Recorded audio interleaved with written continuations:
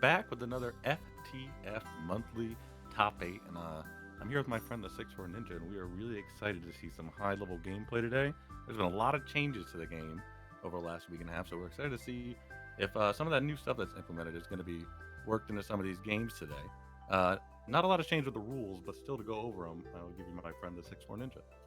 Yeah, so this is a race to the finish format. So every player starts with 0 points here on day two, and their goal here is to accumulate 19 points, so that then they are live and able to win the tournament. The first player that is live to win a lobby wins the tournament. So for those that don't know, you can always look up this information over at fairytalefables.com/tournaments. So each lobby, first place gets 10 points, second place gets 8, third gets 7th, fourth gets 5, fifth gets 3, and then it's 2, 1, and 0 for 6th, 7th, and 8th respectively.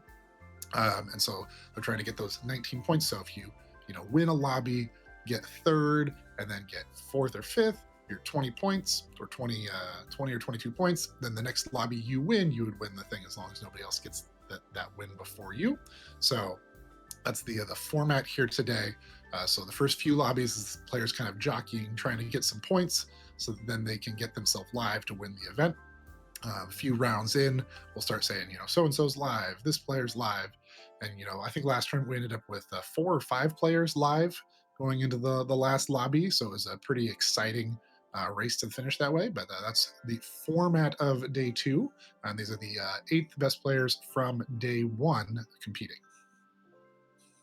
Yeah, I'm really excited to follow along today. Last time we got a little bit surprised with the first game we got into. It was dwarves. I remember we followed it pretty deep through the game.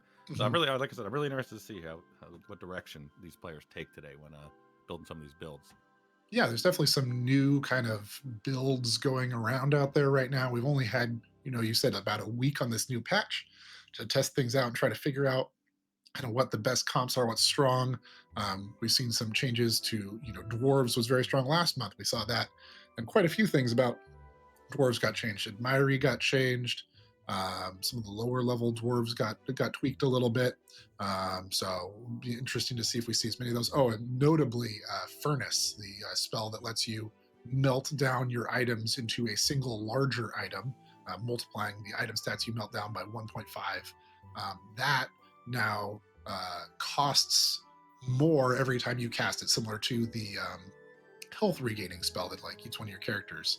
Um, so we'll see if that comes into play here a little bit. But quest characters, there are now more of them. There's more synergy between them. A lot of characters before, a lot of the royal characters now scale with the number of quests you complete. So that'll be interesting to see if we see some of that today. But Yeah, and it's gonna be interesting. we got some new items there too. But I think we're ready to hop in the first game. If everyone else is ready, I'm ready. Yeah, it looks like all the players are in the lobby here. Just to go over that top 8 for those at home, we got Richard Werman, IHSB 15, Horst Fem, Skooky, Synesthesia, Gabby Jagodia, Tiku Wabu, and Kamba, who I think we'll refer to just as Kamba for the majority of the cast. I like how you did it justice to start off the stream. Oops, all canvas. Mm-hmm. And for those that haven't been keeping score at home over these, this is now the 8th monthly tournament. We do have some returning players here. This is Skooky's 5th top 8, Synesthesia's 4th top 8, and Tiku Wabu's 6th top 8. But we do have 5 new players in the top 8 this month, vying for those spots. And among those, Skooky's picked up a 3rd before, Tiku Wabu 2 firsts, a 2nd, and a 3rd. So several podium finishes. Tiku Wabu probably the favorite coming into this tournament, but we're now riding with Richard Werman, who had the most points in day 1, and is now at Hero Select in this lobby.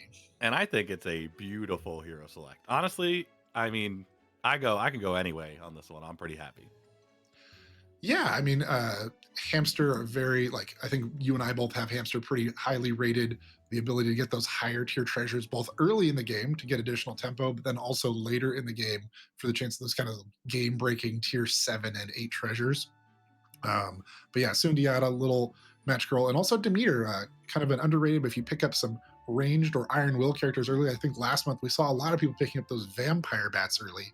Demeter's And character makes that Elaine. vampire bat relevant all game. Yeah, we saw a lot of Elaines too. That was like the most common things we saw early was Bat and Elaine, and then bringing those pretty late in the game, getting them stats, so scaling them. Yeah, and Demeter's hero power just does that automatically, right? You pick up a bat here, and in 3 turns it's bigger, and in 3 more turns it just becomes a scary one. But rolling away the bat here, It looked like Richard thought about it there for a second though before he threw that rollout. Because I mean, what else are you looking for if you're? Yeah, I guess maybe you were looking for the beast if you're playing hamster. yeah, being able to repeatedly every 4 royals or furnitures you buy get a tier 3 shot at 2 different tier 3 treasures, and getting the beast here with an Elaine and a short sword in this shop is a pretty good find. Yeah, not to mention that now, like you said, a lot of the royal characters are just like they have quests on them. So for treasure hamster, if you're picking them up, getting a treasure at those, and then progressing other quests or getting other quests, it seems pretty like That's a big Elaine for turn 1 for Tiku Wabu. You see Richard checking all of his opponent's turn 1 boards, using some of that extra time here. Picking up the Elaine, putting a short sword on it, and rolling to see if you can find another. I mean, Squire Roshi is a royal. Not sure if he'll want to lock for that or try to find a better one, and does. Yeah, I guess you see the sleeping miso in there too, right?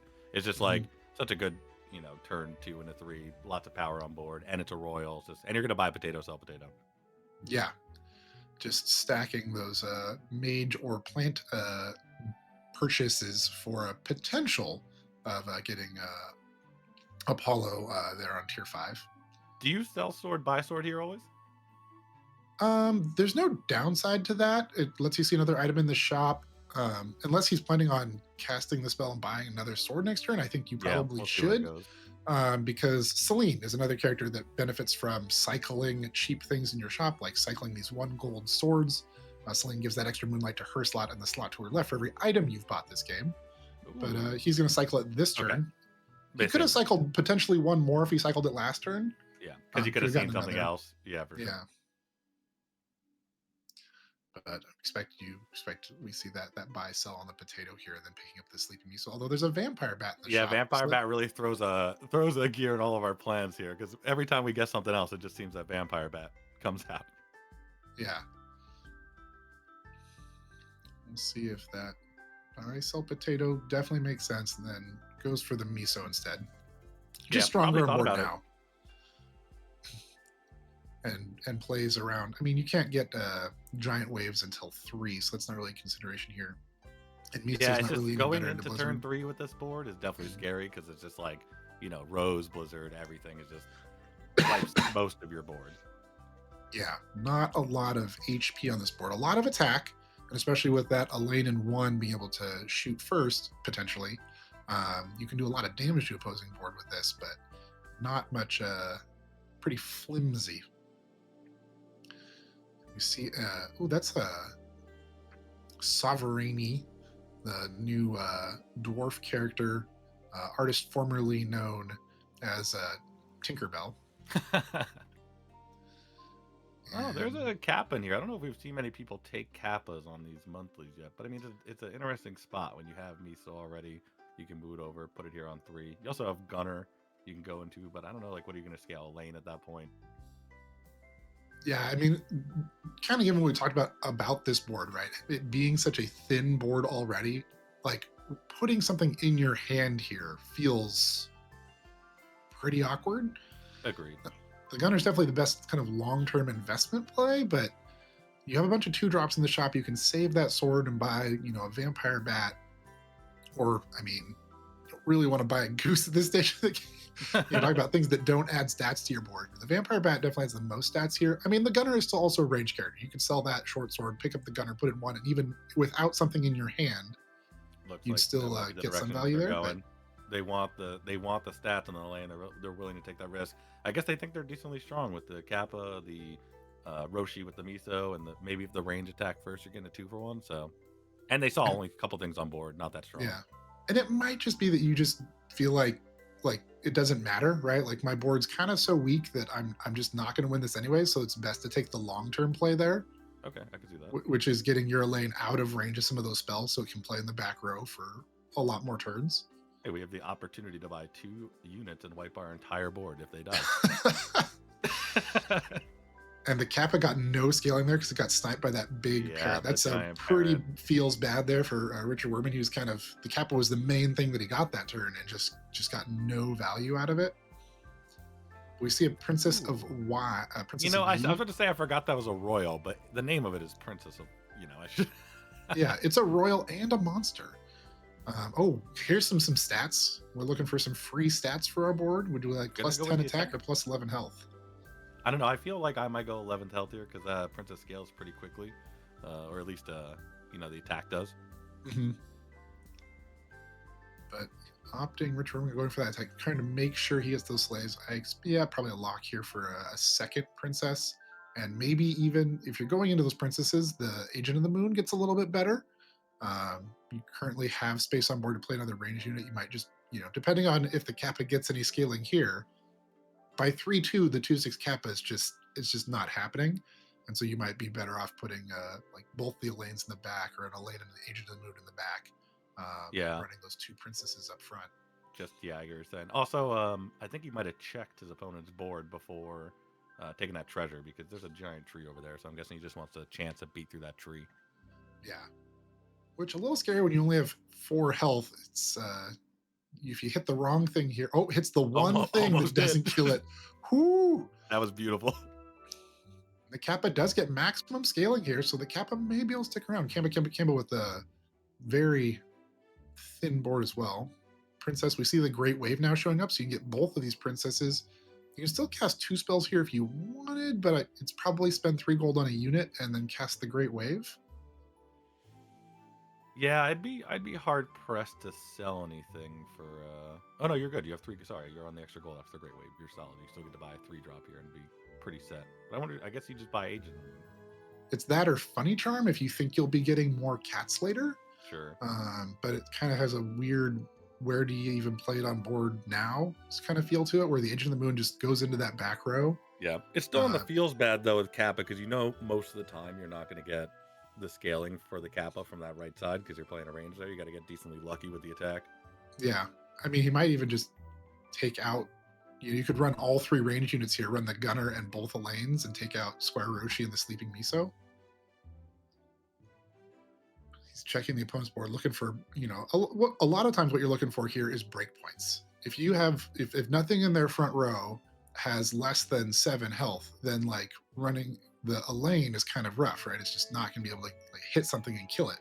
But if you see that they do have less health, we see here he's swapping the Elaine to the back row and the Kappa to the front, trying to get more Kappa scaling. Maybe saw the opposing front row didn't have many things with more than 8 attack, and so it's like, well, even if my Kappa, accidentally takes the hit to start off the round, like it still lives that hit and will get scaling because the things on either side of it have less health. He could also be protecting himself from pretty big wave, not blowout, but like the solid 2-for-1 there. Yeah. Opponent's got that Elaine. Yeah, it had 8 attack on that Elaine and 1, so it can't one-shot its Kappa. Oh, but it's got 11 attack now, but doesn't hit the Kappa. No Kappa scaling to speak of, but the Gunner here is going to put in enough work. Oh, not quite. Yeah, Gunner was putting in work, though. Mm-hmm. Moo, what do you think about, you've got your favorite unit in the shop here, that Moth. Picking that up, slamming in this board. Yes, oh, no. There we go. Roll right by it. Meanwhile, I'm like, is he going to talk about Swan here? I was like, that is my favorite unit in the shop. But I was like, a little late for that. It's 4-0. All right, we get another, Steadfast Statue also kind of helps our stat problem. We have a lot of ranged units with kind of lower stats right now. But thinking about maybe picking up Bottled Ship. You are Hamster, so you see, but you see an extra lower tier treasure with the Bottled Ship on Hamster. True, because only 2 more. Yep. Yeah, so it's a little less value on Hamster because generally you're picking from those 2 treasures on the left that are 1 level higher, and the ship doesn't help with that at all. I'm not a giant fan of any of these treasures here, to be honest with you. Statues, okay, like you said, you can put those in 1, but you're kind of working on the Princess of Yi here and getting some slaves on that, so taking that 1 slot away might make it a little bit more awkward. You could put like Gunner up there to start and then go from there, but yeah, even like putting the Agent of the Moon there this turn, Yeah. and then it goes. It's cycle. You just cycle the ranged units through that number one spot, and there's still a big ranged unit in one, which is nice. And then they move to the back row, and you get to keep doing that. But it is 4-0 already, so maybe feels a little underwhelming to do that. And would rather put just all these sleigh units in the front and 3 ranged in the back, like we see here. I would personally sell those 2/2 drops and cast both these spells, but yeah, I'm guessing he's going to cast one and just Great Wave it. Yeah, you definitely want to cast at least the Great Wave to scale the princesses and chip away at that health on that front line of your opponent. Making the Tomorrow's Trader evil, or even making the Elaine evil, giving it +2 attack, kind of relevant, depending on what you're going for. Yeah, our front row doesn't have a good chance of 2-1ing anything except for against this board. Some low attack cats out there helping us out. Gets multiple sleighs here. Their princess also gets a sleigh, but Gabby off to a little bit of a rough start, already down to about half health. Still has that extra life, picking Savitri as your main character there. You have a lot of good units. You could always think of, because you might be out of this gunner plan and thinking about picking up something like this 4-drop Angel if you're not trying to roll, but yeah, he's just going to pass it up and see what we can get. Honestly, I like the amount of rolls I'm seeing. I'm a roll fanatic. I mean, a monster charm here also pretty relevant. Being able to put that in Tomorrow's Trader so it keeps scaling, because when it slays, it scales your shop, but it itself does not get any bigger. And so putting a weapon on that helps it scale its stats. Ooh, but he's just out of it into a young tango. Oh nope, running full slave out of the Kappa. No more Kappa. Didn't get enough stats on that. Started as a 2/6. Only saw 4 things die next to it over 4 turns. That's just not enough scaling for it to remain relevant. Yeah, I think I agree. It's a good pivot out of the Kappa, just playing it right. I wonder if they're going to cast the Great Wave here. I guess now you do unlock after you cast your free spell, of course. Man, it's 4-1. I mean, Celine and Tanuki in the shop, or Tanuki and a moon. There's a lunar pendant and a Tanuki in the shop. That's a pretty strong synergy. We can definitely cast both of these spells. That just makes sense. It's just a question if you want to lock. Yeah, it looks like actually thinking about maybe selling these 2 things in the hand or something like Gunner and just picking up the other trader now so you don't have to lock, and then casting your free spell. Yeah, pick up that 4-drop pair. I mean, you're kind of the thing you're closest to right now with this build is something in the neighborhood of Slay, and if you triple up those traders, the lunar. Okay, but he's locking. Interaction on Tomorrow's Trader with Moonlight? I don't believe so, but it is still giving it target low, right? So it's going to hit something that can like kill when Magnet it attacks. Correct. I forgot about that. That's one of the features. That's it's Magnet. For those that don't know, Magnet was replaced with this Lunar Charm, which gives Moonlight 3, which is 3 attack, and still gives it that target low keyword. So it will always try to hit something it can slay. Ooh, surviving that first hit was huge on that range too. We almost got there. Still not quite enough. I mean, that's a big milkwoman in the back for the opponent there. And now he has to think about do we want the Tanuki? Do we want another Tomorrow Trader? We did get a sleigh there with it, so the shop is a little bigger. The new trader be a little bigger than the other one. I think Celine is also interesting, like you were saying still, because I mean it's just a big range unit. It's just going to give stats to a range unit next to it, right? So yeah, it definitely plays in the back row right now over the gunner that's just not doing that much anymore. But he's going a different direction. We're going a different way. I mean, you have to. I think you have to pick up Tomorrow's Trader here. Yeah, I was going to say. The mermaid is less stats now, but it is more stats later. So if you're trying to invest in a future board with these Tomorrow Traders and mermaid, it kind of makes sense. But is less powerful on board now than having that range Celine giving an extra 6 attack between it and the slot to its left. But you can see the traders they're just not that big without that silver dagger. The silver dagger is doing a lot of work here to help enable this sleigh comp. I think we're going to sell on Great Wave too. Yeah, probably. Yeah, there's not a lot of reason to keep that gunner around. The beast keeps printing these tier 3 traders for us, so we don't want to get out of that. We don't want to drop our tier 3 pair, but I think you need this here for this wave. And Richard agrees. Yeah, that young Tango in 3 is definitely weird, but I guess you're just playing the upside that it hit something in the back over the other Princess Yi. Yeah, that is like the princess. He's more likely to live a hit. It's got that 8 HP. Yeah, that is a curious choice, but Richard's sticking with it. I mean, maybe they had a support back there. I didn't get as good a look at their back line as he did. Yeah, he If they definitely have a scouted. support back there, he wants, but still valuing those tomorrow traders getting slays over sniping that backline unit and getting scaling on the Tengu. You see a saline on the other side. Missed the slays there too. Down to 8. That's scary territory here. This is But the we are on danger zone. 5-0. I mean, Yeah, I don't think 8 you can health on pick up 5-0. Watson there.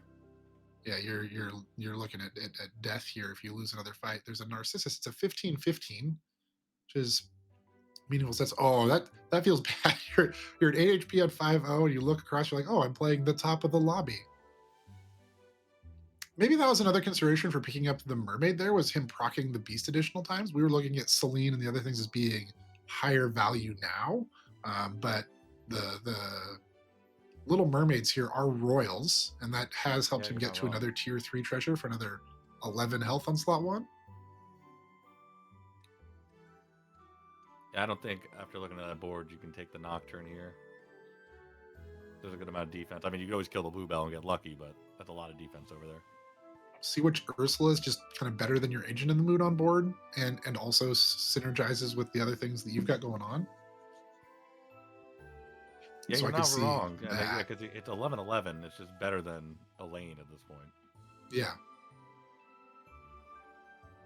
You also might want to give something flying here if you can snipe that Ori. Yeah, with that first hit, it takes a lot of the stats away from this board. But I mean, at that point, if you're doing that, you're probably selling Elaine and you can pick up that Sea Witch Ursula. Yeah. Yeah, I think I play much differently in the fact that most of the time when I'm getting to like 15 health, I'm in survival mode. So I'm looking for any stats possible. That's what I talk about, like Celine and all that stuff. But at the same time, I think Richard's still trying to put a build together as like his best bet to win the lobby. Oh, and I think there is an interaction. It's the Tomorrow's Trader. I think it is an interaction with Moonlight that if it's like if it has Moonlight and dies when you cast a spell on it, it buffs your shop. Oh, that's cool. I'd have to look, but it like kind of doubles down on what that character already does, but synergizes with the Moonlight like most of the other Slay characters do. And I think that's a pretty good choice this time, putting that young Tengu in 2 to try to snipe that Ori like you were talking about, because you do take away a lot of the stats of the board if you get there. Yeah, so going for 2 flying units here, but the Tengu not quite enough attack to kill it, but still can take out a 28 ranged unit, which helps a lot. But that wardrobe with a shield on it. Oh my goodness. Beautiful. Just enough. Is picking up the Nocturne now. It still feels like a kind of, I mean, the stars are getting a little bigger. It's 17th. You can see there, he cast the spell on the Tomorrow's Trader and it buffed the shop. That's that interaction with Moonlight. Yep. And the shop's starting to get big. That Agent of the Moon in the shop's at 13-15. Like he's had this other one on board this whole time, scaling its attack with these slays, and it's still, not even as big as the one in the shop. I think the biggest challenge is going to be surviving, because we're getting there. We just need to not get unlucky on one of these RNG combats. Yeah, so is this Hermes here? We're going to get out of Elaine and pick up Hermes? I mean, that's what it's looking like. We don't have enough. I'm taking here every day of the week. Yeah, we don't have enough evil units to really, I mean, I know you take the Frank here, and it is strong. It's a 13-13 because it's already been scaling its Iron Will. It's probably stronger on board than the Nocturne is. But that said, it's still, like, we don't have a lot that we can put on it.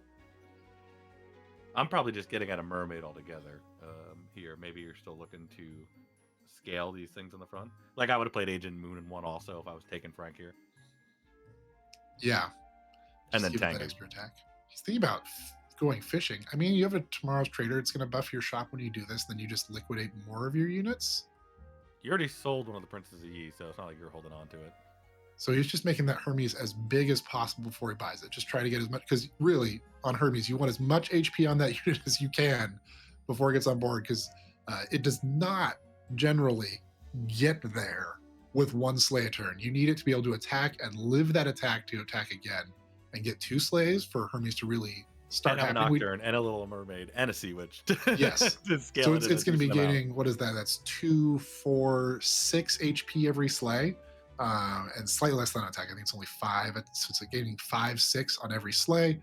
But that's doubled up because the Sea Witch Ursula. So it's 10, 12 every time it slays. That's Yeah, some pretty pretty good. good scaling.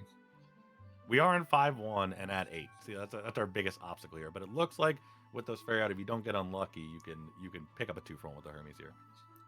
If there was a turn evil spell in the shop, I think we lock for that. The Frank, lock for that Frank. Because if we could turn this Hermes evil, that Frank immediately becomes. Yeah, I would have remember. I think a few turns back, I also would have made our main Tomorrow's Trader evil when we did the 1 spell for the turn. So it would have been. I mean, it almost 3 for 1 there. Beautiful. And the stars clean up the back row, and Skooky is out, dying with a pirate map, a classic. As is tradition. Yeah. Look how big the shop is getting now, too. Listen, you can get unities here. Oh, man. We don't trigger Harp right now. We have 3 4-drops on board. And we're playing the first and 3 5-drops. Yeah. I don't think you can reasonably take this Harp. We've got 3 4-drops and 3 5-drops on board, but the Poison Tree here could enable sniping one of these big units on our opponent's board. So that probably makes the most sense, and that's we see Richard take that. Yeah, we're happy to see that attack first spell in the shop too here. Yeah. We're taking I was thinking that, yeah, because I mean, what are you looking for here? You know, if you can pair up something else here with all this gold, you'd be pretty happy.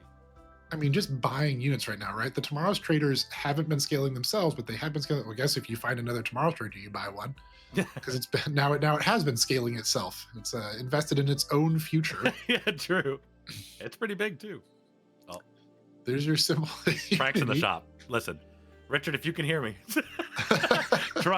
please trust. He has 8 gold. Yeah, he can go for this. I know he can do it. I know. Trust. You're getting out of Silver Dagger here. The Hermes probably has enough attack. You check the opponent's board again, maybe, to confirm you have enough attack to slay anything. Oh, you have the pendant low. No, don't. Yes. First game of the day. Come on, don't do this. Upgraded Frank? Does he still might buy the Frank here? Yeah, definitely. You'd rather have the upgrade? No. Oh, so sad. Richard's not a Frank believer. There's one single tear rolling down the side of my face right now. What's your average finish on the ladder, Moo? Richard making those. Richard making those 1.53 average finish plays here. Pretty good, yeah, exactly. Not going for. If you want to make some 4.0 finish plays, you take that symbol unity and jam that Frank to your board awkwardly. Oh, another Hermes here, but now you don't have enough money. Just buy it. Yeah, you'd have to sell your pendant because you need a full board. Yeah, the pendant's probably the best thing to sell here. You don't really need that Moonlight Low anymore. He's just, what are you going to buy? You don't have any money. He's going to wait for 6. He just wants an item here. That's some confidence. Playing the first place person. Yeah, here we go. And he demon dealed that turn, so he's not going to 6 for another 2 turns. Yeah, I'm ready. Let's see it. Don't hit the Tempe. Thank you. I mean, really, about the best hits you could get there. Those were the best Taylor. Oh my goodness. Hey, listen. Call the ambulance, but not for Richard. Yeah, not for Richard. Do you kiss something here? The Tomorrow Trader maybe goes up to 5. You could hit an upgrade Nocturne, Sea Witch Ursula, or you could just use that money to roll and try to find something you really want to Shard of Excalibur here. Which, when you've I would have forgotten, and I would have bought something already. I completely forgot we had Shard. I would have definitely bought something. When you've given this much stats to your shop, it's hard not to just trade out things in your shop for things that have more stats. Yeah. But Richard just being very patient here. Why is it when I do it, it's doom rolling, but when Richard does it, it's patient ninja?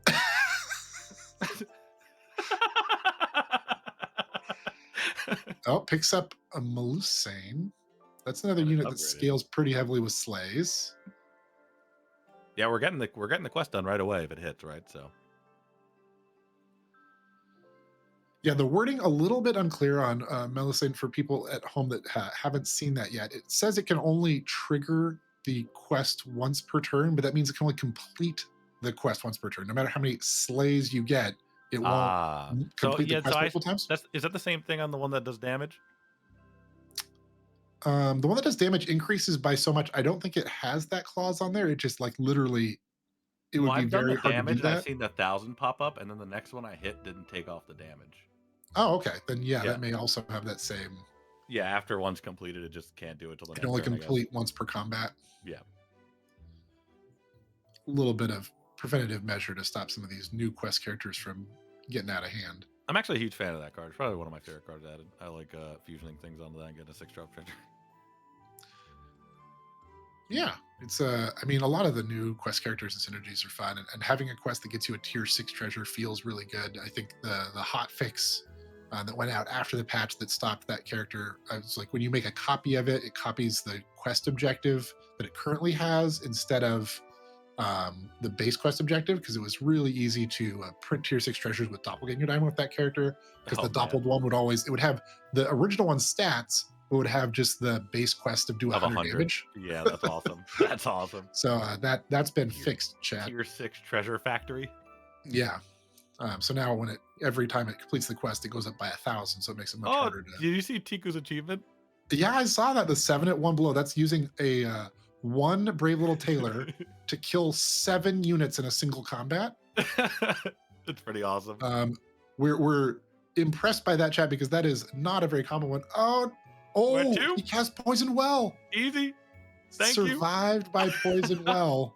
Can we talk about this? All right, listen. If we would have taken Unity and Frank, we had Dracula next one into Auras, I would have been a happy man. There is a Sir Lancelot here. You could take that. It's a lot of stats and it gives you a tier 7 treasure, but like it doesn't synergize what you're doing, doesn't really work with the auras, and like you're playing a very, very, very large dwarf board this turn. You're at 2 health. Yeah, this dwarf board is definitely a problem. I think you really want a woman in the moon here, right? Like that's what you're looking to. Oh wait, no, we already used the treasure, but there's the woman in the moon. Okay, we're happy about we that. did find it, and giving it that sunlight. Woman in the moon's most slay units looking for moonlight. Woman in the moon looking for sunlight. When it has sunlight, it doubles the buffs it receives from its slay trigger. So it will go very, very ham here, provided he can get even 1 slay, which is good. That was a good item to buy along the way, just to that big heads up play on that. Yeah, giving him the moonlight and sunlight. We're selling a unit here for some wings because there's 2 units in the front row with shield, and the target low will attack things that have less HP than you have attack, but it doesn't account for having shield. So if they have shield things with less HP than you have attack, giving them moonlight still doesn't guarantee that slay. But recognizing here the back line doesn't have any shield units in it, so being willing to sell one of his units to get that the wings here. Yeah, I mean, attacking first too with the Hermes blessing, like what a pickup, what a play. Like, give me those wings every day here. That's beautiful. If there is a way to get out of this round, it'll be through wings and triggering that Woman of the Moon a bunch. Yes. Yeah, you get up to 4 digits on this Woman in the Moon, and you should be able to survive through this dwarf comp. There is I think that was his opponent this round, has the Seiji in the back. So there is 1 range unit that can kind of chip away at you. But most of those units not ranged, not Iron Will, and will really struggle to get through a very large Woman in the Moon. Had a good amount of people still in this lobby. A couple people pretty low health, but the extra life not even stopping the Savitri from getting last. That's tough. And here goes Hermes. There's a Frankenstein's monster in the back row, but I guess the Smithy in 1 is evil. So they get some stats here on the Frank's monster, but not a lot yet. Symbol Unity would be much better for this dwarf player as well. And we see that Woman in the Moon getting up to 4 digits, and just not much the dwarves can do about it. That is a big Woman in the Moon. The Sunlight, the Sea Witch Ursula, the Magic Scarf doubling up the aura. Core Fusion in the shop. Yeah, with a Fire Mage in there, if you want to get cute. But also, you could put on something just like a simple Nocturne if you're trying to get more damage through. And it's going to enable them to put that Moonlight Low and Wings both on something. Moonlight Low on going for stars. the way I am. Yeah. Going for stars here with the Nocturne. One of my favorite fusion targets, honestly, is Nocturne. Yeah, when you have another big unit on board, right? Nocturne's always awkward if it's your one big unit. But as soon as you have that second big unit, that the other unit can attack in and slay, and Nocturne can sit in the back and generate those stars, it can get out of hand here pretty fast. We pick another Sea Witch Ursula. It is quite large. Yeah, I think your Little Mermaid's a little past her prime. Obsolete. But you want to still have 7 units on board. You're not fighting another slay comp, so the mermaid can sit up front and attack from something. Which rune is that? That's a Dying Breath rune. That's the fire rune in the shop right now. Yeah, not very useful for us. I don't think any of the runes are very good for us right now, right? Maybe one. Yeah, double aura. I mean, yeah, we don't have any boosters left now that our mermaid's out. So yeah, not a lot of quality runes. No entrance triggers. It'd just be auras. Which IHSP has a Frank on the board to go with the dwarves now. I like where that's heading. Yeah, we saw that was the last turn. He has one of his smithies as evil. Okay. So if he can stack a little more stats on that one evil smithy, and we've seen IHSP in quite a few ladder games. For people that don't know, quite a grinder. Has so far on the leaderboard this month 195 sync games played. Average finish 1.57. Currently number 1 on the leaderboard. But we do see a lot of this kind of dwarf Frank combo from him. It has been very strong in helping him win a lot of those ladder games. So we'll see if he can kind of put the last couple pieces there together. But right now, these Hermes are making this Woman in the Moon big and doubled up Fate Scissors, but both Hermes eat them, and the Woman in the Moon is just free to rampage here from slot 4. Yeah, I guess even if someone picks up Chair against him, he's not even caring that much because he doesn't have shield anymore, so it's still going to take out that Chair. On now he can have both items on the Hermes and Doppelganger Diamond it. Pretty good. There's also a Tailor here. Brave Little Tailor, some consideration when you're in these slay comps, because it's even more likely to get the slay when it attacks in against other big stat comps in the late game. Also, are you ever considering doubling the Woman in the Moon?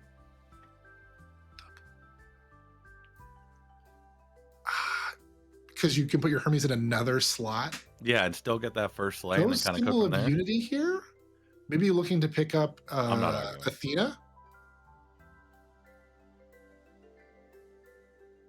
You do have a lot of giant units on the board. Man, that would have been a heck of a back-to-back there if you pick up the Doppelganger Diamond into the Golden King.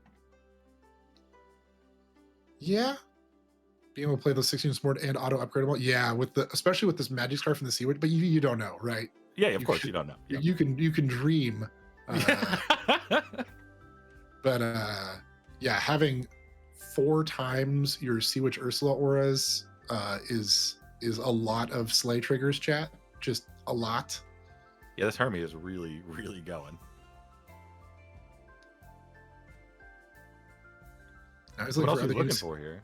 Because you already have Excalibur Seaboard. I don't know if you're looking to upgrade it. Maybe another Woman in the Moon? Another Woman in the Moon, right? Because you have that the Scabbard now, so you don't have to find the third one to upgrade both of them at the same time in 2 turns.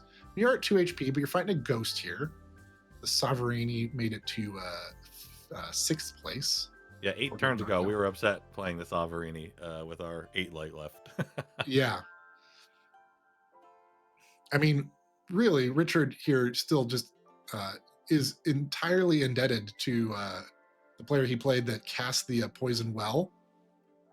Yeah, you're not wrong. That Poison Well really did change everything, huh? Yeah, because he'd be dead. It was an upgraded unit left on board that did no damage to him. And so Richard is still here and, has scaled this Hermes quite a bit since then. And is poised here to make a run. Like with this ghost fight here, fairly likely to be top 4 after this fight. A couple players look like they're about in KO range. Honestly, a masterclass in just trusting the process on Slay.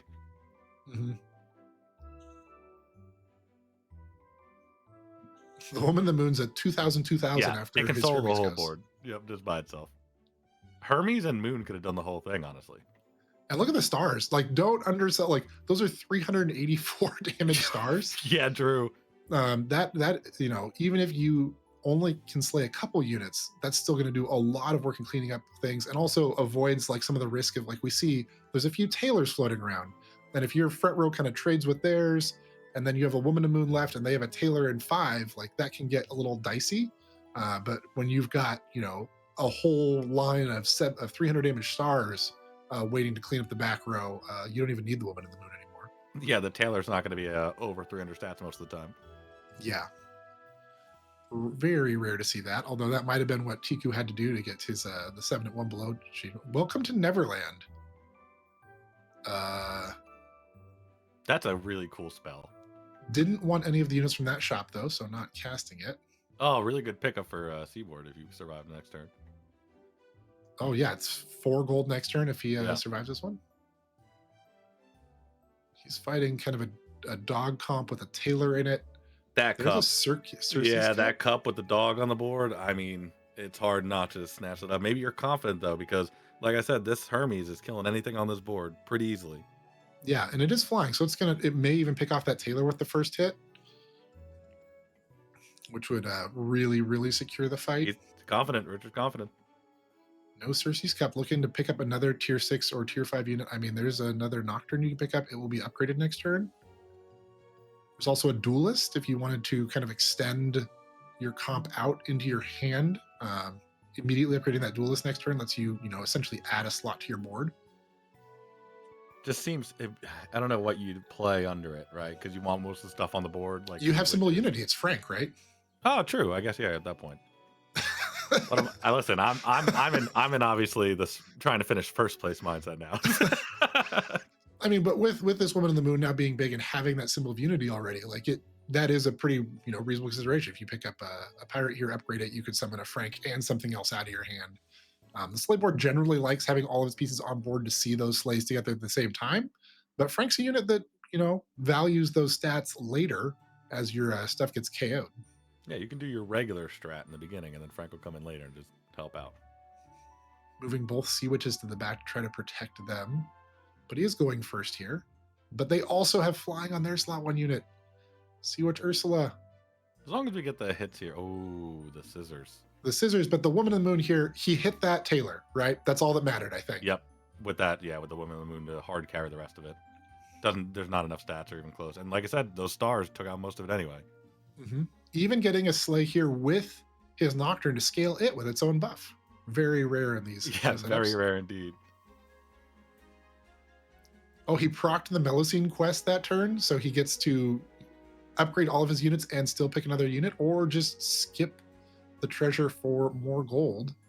And finding these Hermes blessings should, not be understated how big that is. Just give me them all the time. Yeah, I mean, your Woman of the Moon's going from like a 1,500 to a 3,000 because you get both sleighs before anything can happen. You could gain 6 health here. No, that probably doesn't change the math that much. Generally, you want to be kind of above 12 health to win a losing fight here. There's the Athena, though. That's definitely what you want. It just sits in the Little Mermaid slot. You're going first anyways. Probably a fusion now. Yeah, preying on the fusion here. Because you could put that, even the Melusine on it right away. You have your Hermes Gigantic, then you have that with stats also to give right to it. Or you can get out of the Nocturne at this point. I mean, the stars are huge. The Melusine's not... I mean, it's triggering Slay. It's helping grow the Woman in the Moon when it gets the Slays, but it's like the Athena does that for everything on the board. With the double aura, right? So it's like 2 Slay triggers for everything on the board. There's the Frank. There is the Duelist. And you have a potato worth a lot of mana Duelist. Oh my goodness. We see the Frank coming into play here. I mean, I think you'd probably lock for that Duelist, but he rolls away. We could wolf bait the Frank. That's also a viable option here to kind of protect your Frank. I didn't see the other person's board. Oh, here we go. Doesn't seem a lot of reach to go into the back line, so the Frank's decently safe as is. For now. And having our Hermes with flying here is a big deal because they have that front row, very large Long John Silver, and then they're summoning things out of their hand with their back row Rescue Runner. If they can pick off that Rescue Runner with this Hermes, the opposing board loses a lot of its power. I'm just happy we have a Frank and a Unity on the first board of the day. They tried to. It was forced on him early, but he waited. He was patient. Not locking for the wolf bait though. Let's see. I mean, this Hermes is going to pick off 2 of the things in the back row, and it's just going to set this up really nicely because they can't even put their Long John Silver in the back row because they need that Excalibur on it in 1 to give the attack. No chair. Chose to go Well, King Arthur and won for it. they do have one upgraded quest character. Oh, and now they've got a key of. Oh, that's actually that was so big brain. I know Tiku Wabu here with just the amazing positioning, but there's still an 8,000 health woman in the moon. Yeah, after the giant brain play, you still have to deal with the woman in the moon and the stars. Oh my goodness, this board is really going. This slay board is. And look, another Hermes blessing in the shop. Is there an interaction we're missing with Hermes blessing where he's getting this every turn? There's got to be. Is Hermes giving Hermes blessings? It's got to be, right? And he didn't take it. Because it was an extra spell in the shop too, so it must be. Yeah, it has to be an interaction we're missing for sure. Other things added in the last patch chat. There's a double health spell there. You saw that. That's interesting with that 537 Hermes there. And again, and you're playing the ghost. I mean, it just feels pretty right. I mean, he's looking at his opponents, and this one of the two people left in this lobby has scissors. Okay, so yeah, so soon it doesn't matter what the health is. Makes sense. Well, I mean, at that point, do you play it on, Melazine then? Because you're gonna get a slay with the Hermes. Yeah. Because that thing's big, and if you get a fusion for Athena, maybe that's what he's looking for, though. Maybe he's just digging for the fusion. Skipping that part, looking for the fusion. Picked up a mirror for these giant boards. He's picking up extra rats. An infestation in Richard's hand here. I believe Baker's rats. Just banking some money on an item that also can potentially help win you a fight. Be able to put that on his Sea Witch Ursula on slot 4 or something, or the Frank, so they can't get sniped if they have a ranged unit. But he's fighting a dog board that can't move because there's no one to take the dogs for a walk anymore. There's no one to take a dog for the walk anymore. It's a really sad way to put it. And you're taking the mirror for this dwarf board, right? Yeah. Because the Nocturne gives everything on your board slay, so it doesn't really matter what you've got here. It has slay to start triggering the Woman of the Moon. Oh, was this I think this was the scissors board, so this might be the last. No, there's one other player with scissors. Okay. This is the double scissors. But there's still another player with scissors. And Woman of the Moon is pushing 10K here. Getting to that 5-digit range. There's a Hero Helix here, but there's also a Merlin Staff. I don't know, might just skip these. Hero Helix is, kind of nice. Whoa, you see that? The double runed epic bag dog up there?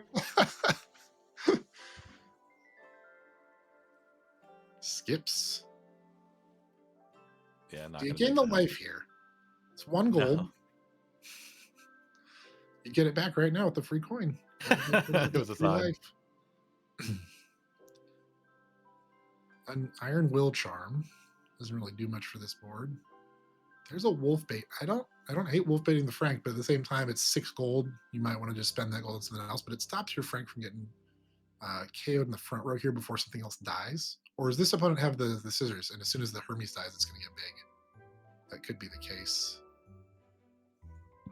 Upgrading your Frank with the magic spell. You get a fusion here, it's going to be hard to beat you. Yeah, you really want those, putting those Melazine stats on something else. Just does so much here.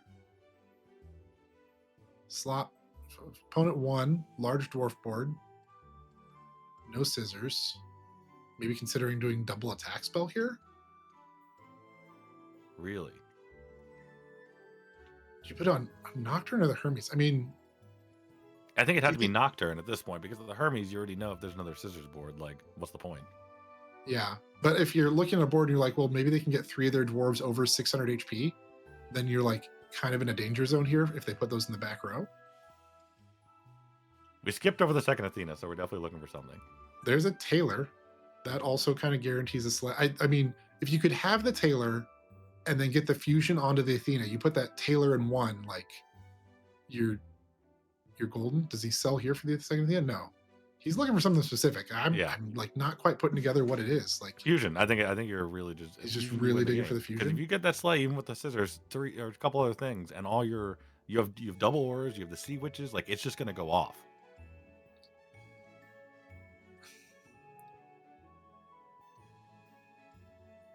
They put the herding dog in the In back. the back. Oh, the 2 to, oh no, the 2 to 3. Oh, Did you Frank gets miss? sniped with the starlight strike. And there's the scissors. But the woman in the moon. Oh, but the Taylor's up here. Woman in the moon down. Woman in the moon. Stars. The dog dies last. The last. Oh my goodness. That was insane. That's awesome. The risk. I mean, you like that's playing around this, right? Two things in my back are going to die to this. Like one thing's going to die to the Hermes, and we'd like, oh man, just.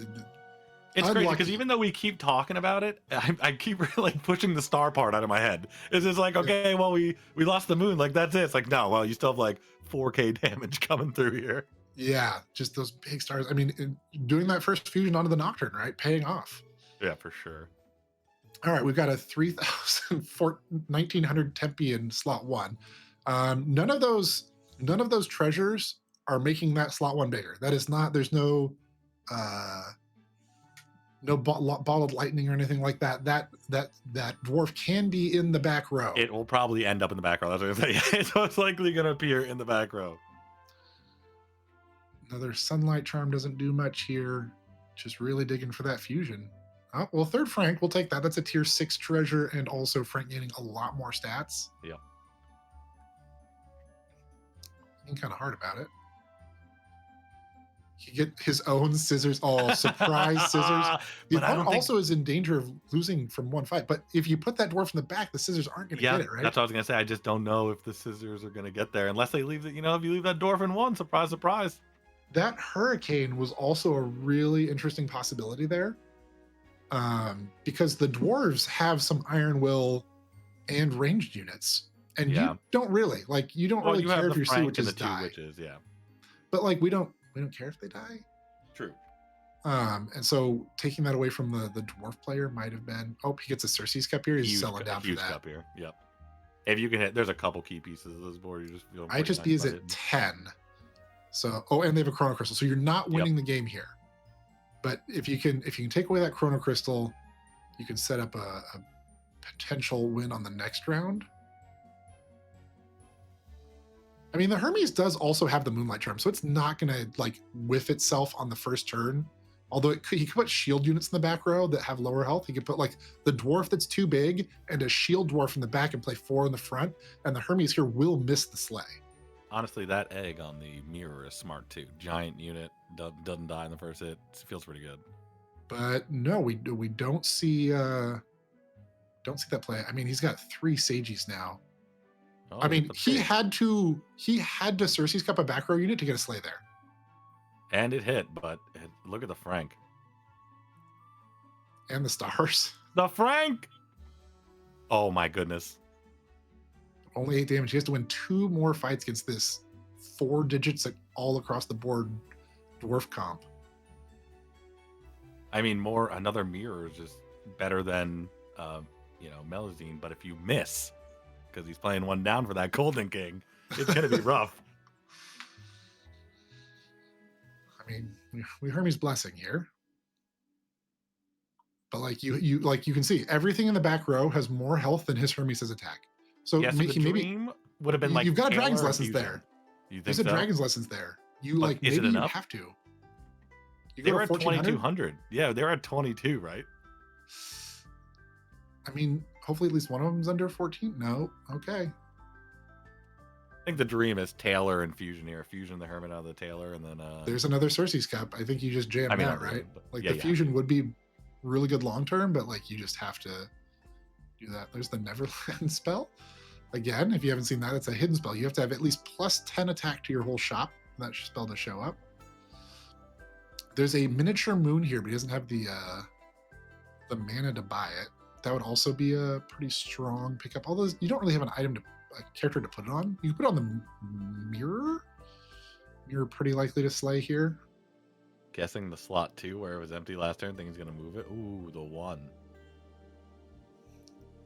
I mean, so much of this fight comes down to like guessing where the open slot on the board is. If you hit that open slot mirror, it is insta whammy. It is over. And that egg played a big part last game too. I mean, like Okay, I so said, the stars are good here, but like they're not that good. Is it ever second?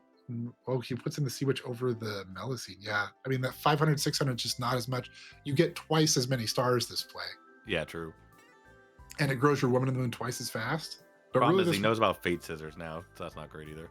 does this Cersei's Cup hit a back row unit? Like that's also a really big part of this. Mirror hits. No, hits a front row unit. No sleigh. Oh, gets a sleigh there. But Woman in the Moon immediately My gets goodness. sniped. Scissors kills. Sea Witch gets a sleigh. Are there enough Oh, stars? Frank. Look at Frank. And there are enough Chrono stars. Crystal pops. Another mirror here.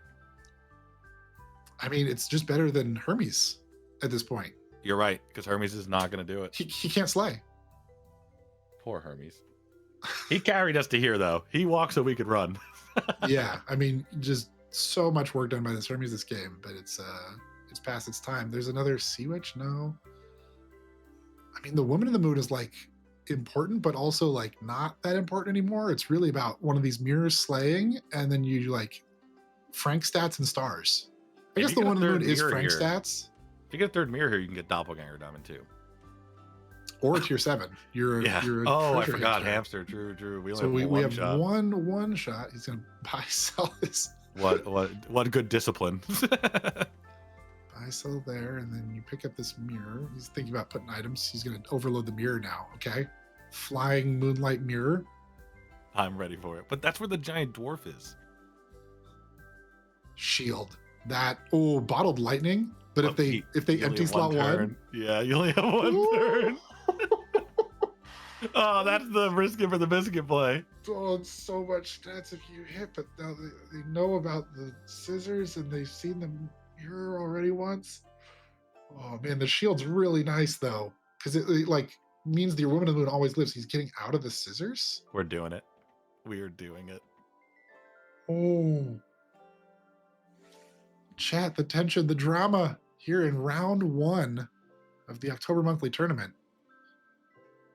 No reason not to play Hermes, or I guess no, you want something on the board. Oh, you get shield, so it lives. Oh no, you didn't get shield. We got lightning. I apologize. Yeah, so we have to play Hermes on the board though. You can't put it back. You can't put it back. The Melusine's smaller than the Hermes, but why don't you want Hermes over Melusine here? Maybe you want another target on the board so Woman in the Moon doesn't get sniped? Because Hermes is going to go first and die. He's going to Great Wave to clear any shields. Beautiful. Because the opponent might run shields or get shields here. And the moment of truth. No! No! I taste me with the crazy call. There will be no slays. This sleigh board that looks so... Oh, wait, one sleigh. The sleigh board that looks so strong for so much of the game. What a great finish, though. I just be pulling it out. Oh, great game, though. Yeah, and I mean, there were other lines there, right? The bottled lightning, if you hit a dwarf there in slot 1, it just wins. It just wins. For sure. And he went for that win instead of if you take one of those other treasures, like maybe you have enough, maybe you don't. Maybe the mirror in slot 1, even if it whiffs, you might get there. But it would have been tough. But this way, it just takes that big swing and just strikes out on the slider. Yeah, but I mean, honestly, just what a great game too. That was an exciting game for the first one of the tournament. Love to see it. And a lot of decisions, like I said, that when you and me may have not made that led him to that spot to be in the final 2. It's just always awesome to see. And still ended up with Unity and Frank, right? Didn't take it the first time. Yep. But came back around and still got into it. It is, I mean, it's a really strong piece of a late game comp there, being able to multiply the stats of your already large units. But yeah, so IHSB there picks up the first. He's got 10 points. Richard's got 8 points for second. Didn't look at let's see, I can go all the way down. They are in here. Horsefem was the one coming in third there for 7 points. Kamba coming in fourth for 5. Tiku Wabu getting 3. Synesthesia getting 2. And Skooky getting 1. So IHSB here now in pole position for lobby number 2. Richard sliding there into second. but still at least a couple lobbies left, depending on how well these players do in these next ones. I think we're going to be throwing it to a break here real quick while these players get some water, stretch their legs, and then jump into another lobby.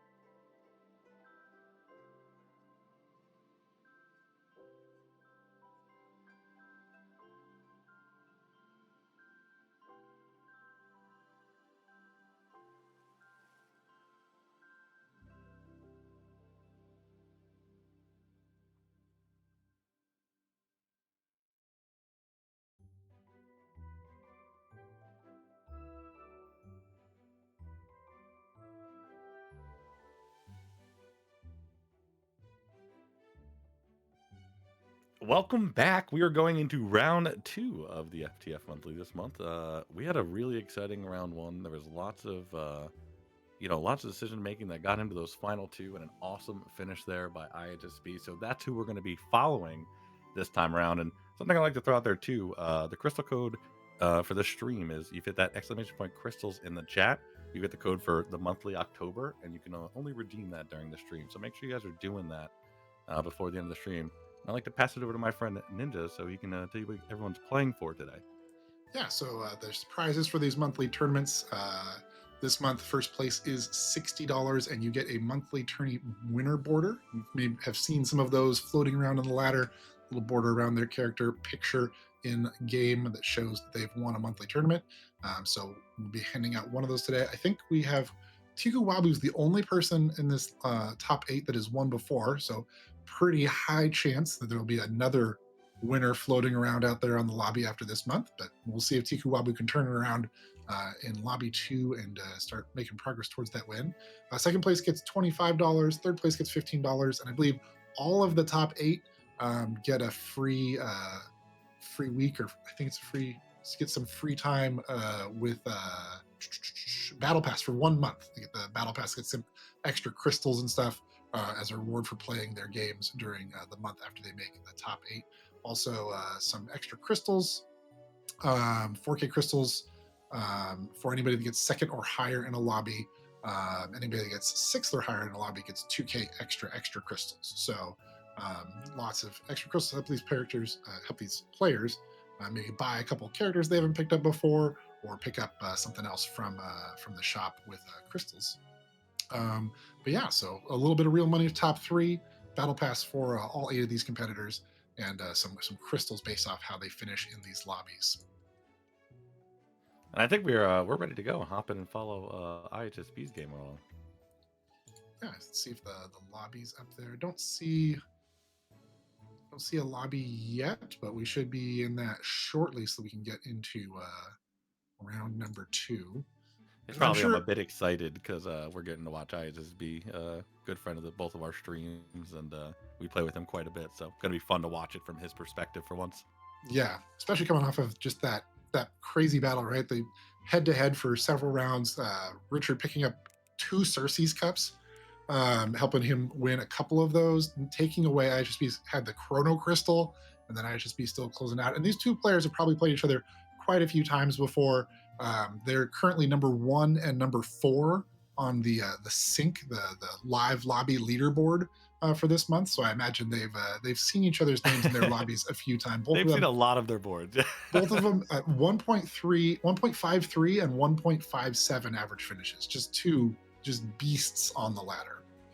It's absolutely insane too that Chrono Crystal gave the extra turn to give the bottle lightning to then call the nothing in one. Like, everything just like was perfect, and you're just like, man, like what a finish. Mm-hmm.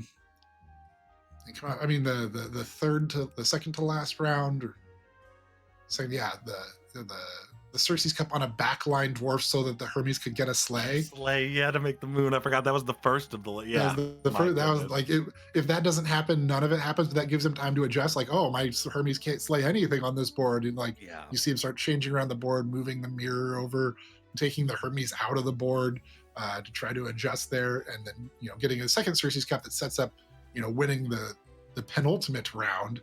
But then I just be with the just mind-blowing 5-hit play. Dodging the mirror. My jaw dropped. I was like, no way, the one spot. Because the ball of lightning wasn't there the turn before. There was no reason that slot 1 should be empty over any other slot.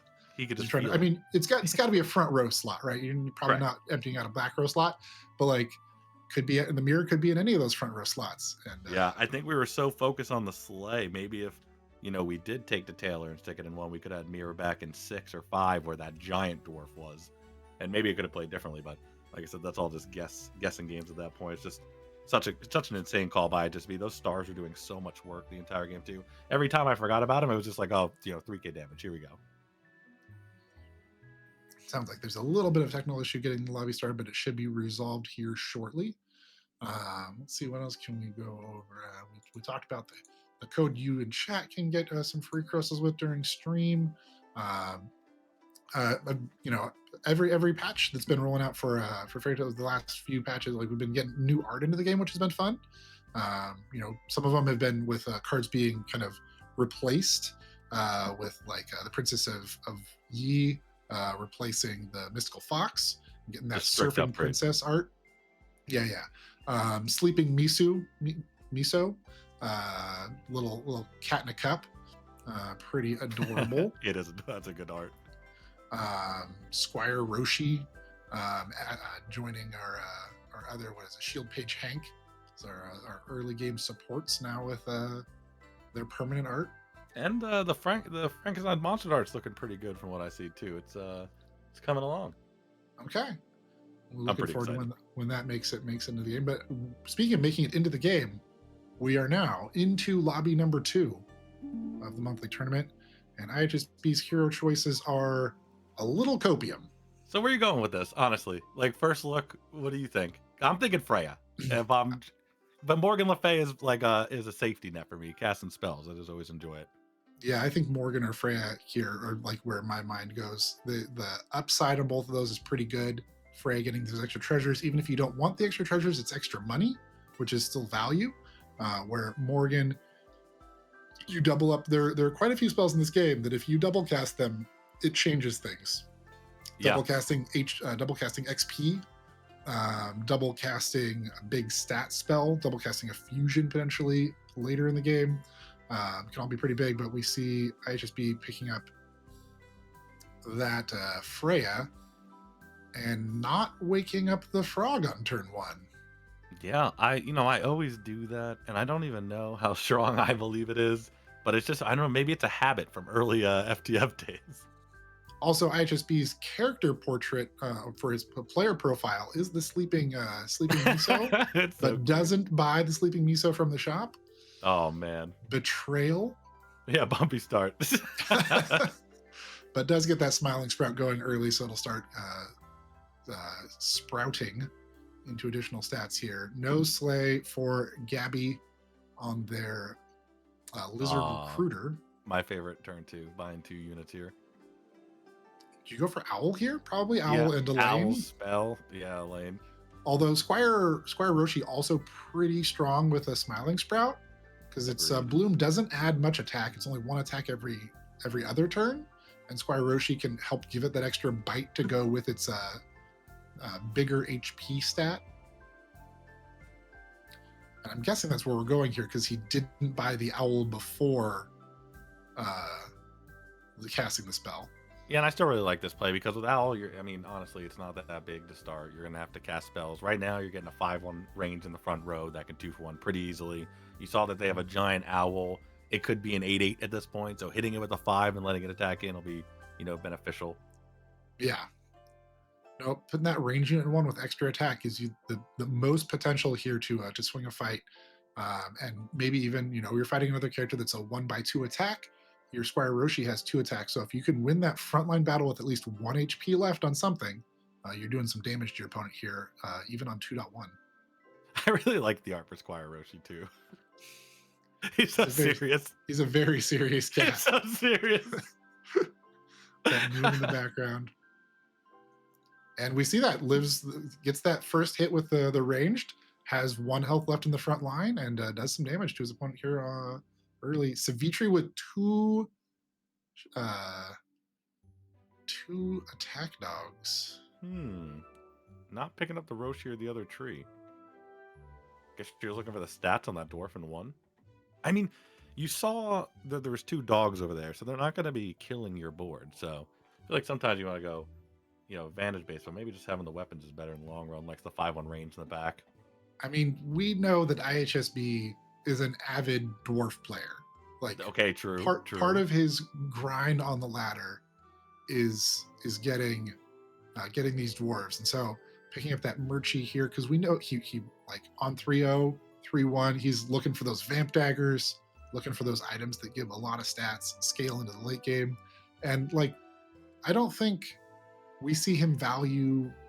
I mean, spells are always kind of valuable if you find the right ones, And Furnace is a spell that probably matters. But other than that, there aren't a lot of tier 2 treasures that matter to the dwarf game plan that much. Yeah, so you're not looking to fill those as much as you're looking for threes Yeah, for anvil and stuff like that. yeah, Or even getting double treasures. There's been plenty of times where I pick up mimic in the anvil and you're just very happy. yeah.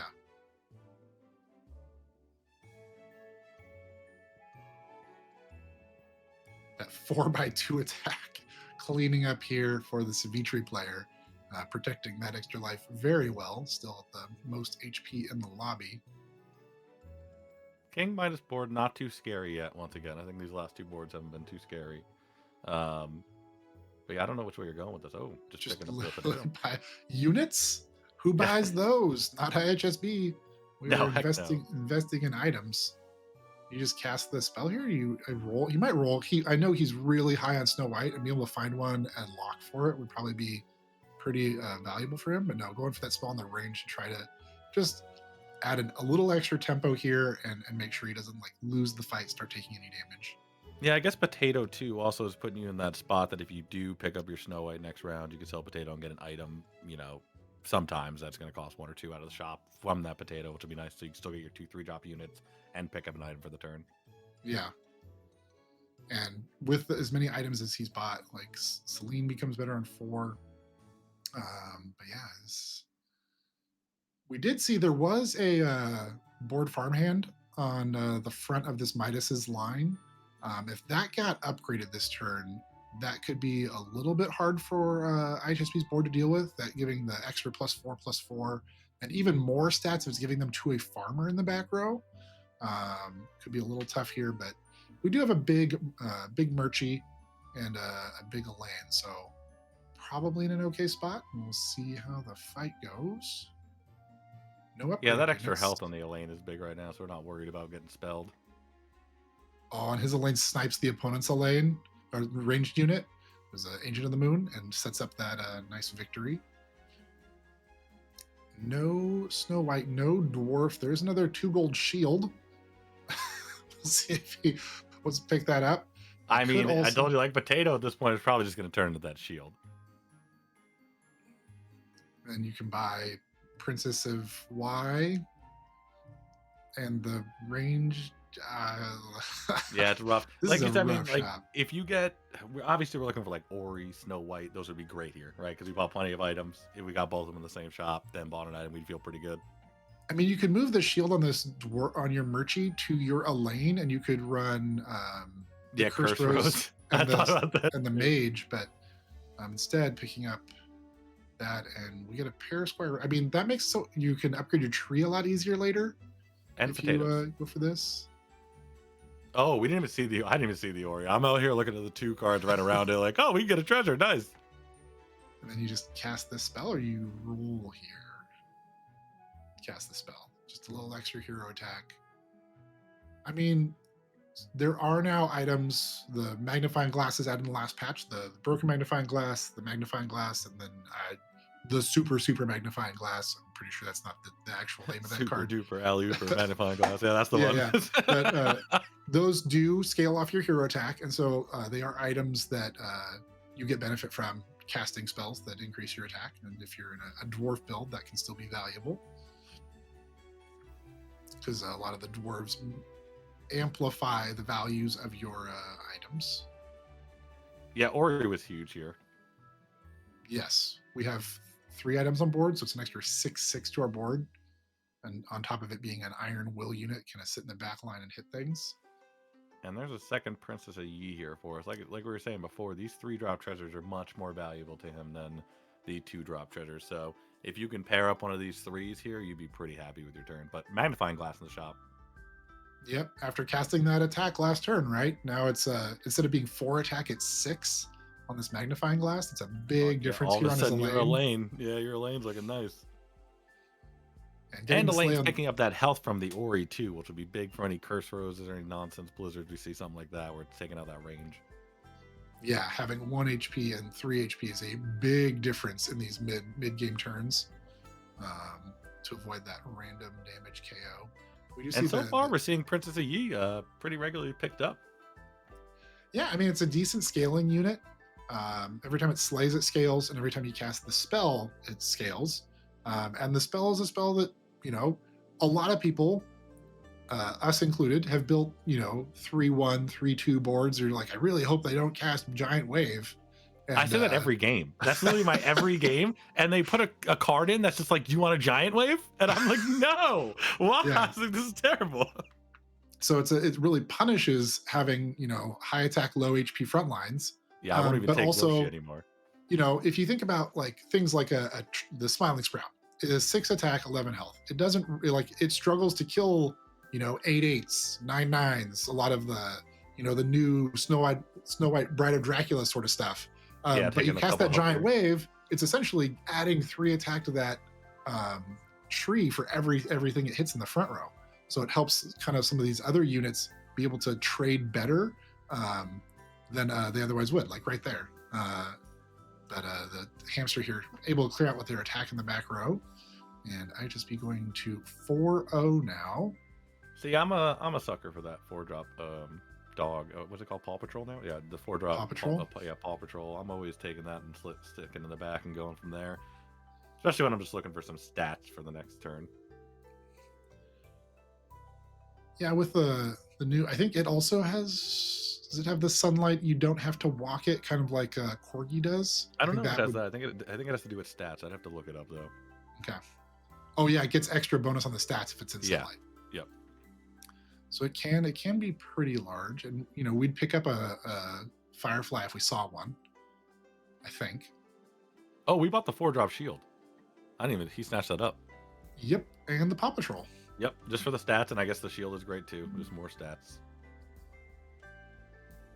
Putting the shield on the Murchie here to get it out of range of being sniped by one of those mages in the front row. But all those mages are going to be bigger, right? This is he's playing against a Sphinx. That character really wants to cast 2 spells every turn, because you cast the first one, you cast some cheap spell, and then once you're on 1 mana, you want to get down to 0 gold, then cast a big spell. So it's really incentivized to cast those. Yeah, Future Vision. I mean, any XP spell, right? You can cast for free. There is really good. Or maybe it's one of the bigger stat spells. I think on 4-0, maybe it's just even plus 6 HP is a pretty big deal to get for free, and saving that 2 gold. And with that many wizards familiars and acolytes on board, can be a big deal. I'm still surprised he didn't sell that and cast the wave. I know it doesn't kill anything over there, but it does, keep the Princess E train rolling. Yeah, it gives, it's +2/+2 to your board, right? Both the Princess E's get some extra stats from that. A slot 1 Ori and an Ori in the back. That's an interesting positioning here. Use that Iron Will. And the Paw Patrol. I mean, that extra health from having that big of a unit making a difference here. We get that Princess triple. Not going to overload it. It doesn't want to overload it.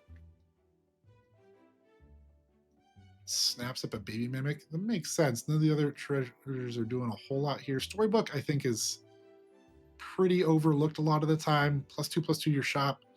Really good on 3-1. Not so meaningful on 4-0.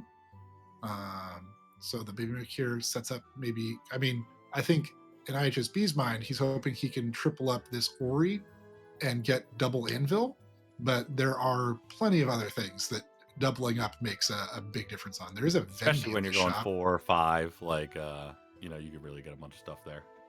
All right, Vendy coming into play. Vendy wants to slay now. Ooh, I forgot about that. Is that I don't remember if that's a Moonlight trigger or if it's just anytime it slays, but its slay is it grows the items in your shop. I think it's a Moonlight slay trigger. That's why he's not prioritizing it here. Yeah. So it's just hanging out on the right side. With it still has the Dying Breath trigger that reduces the cost of items in your shop by 1, but they still cost at least a minimum of 1 to be able to get those cheaper items here.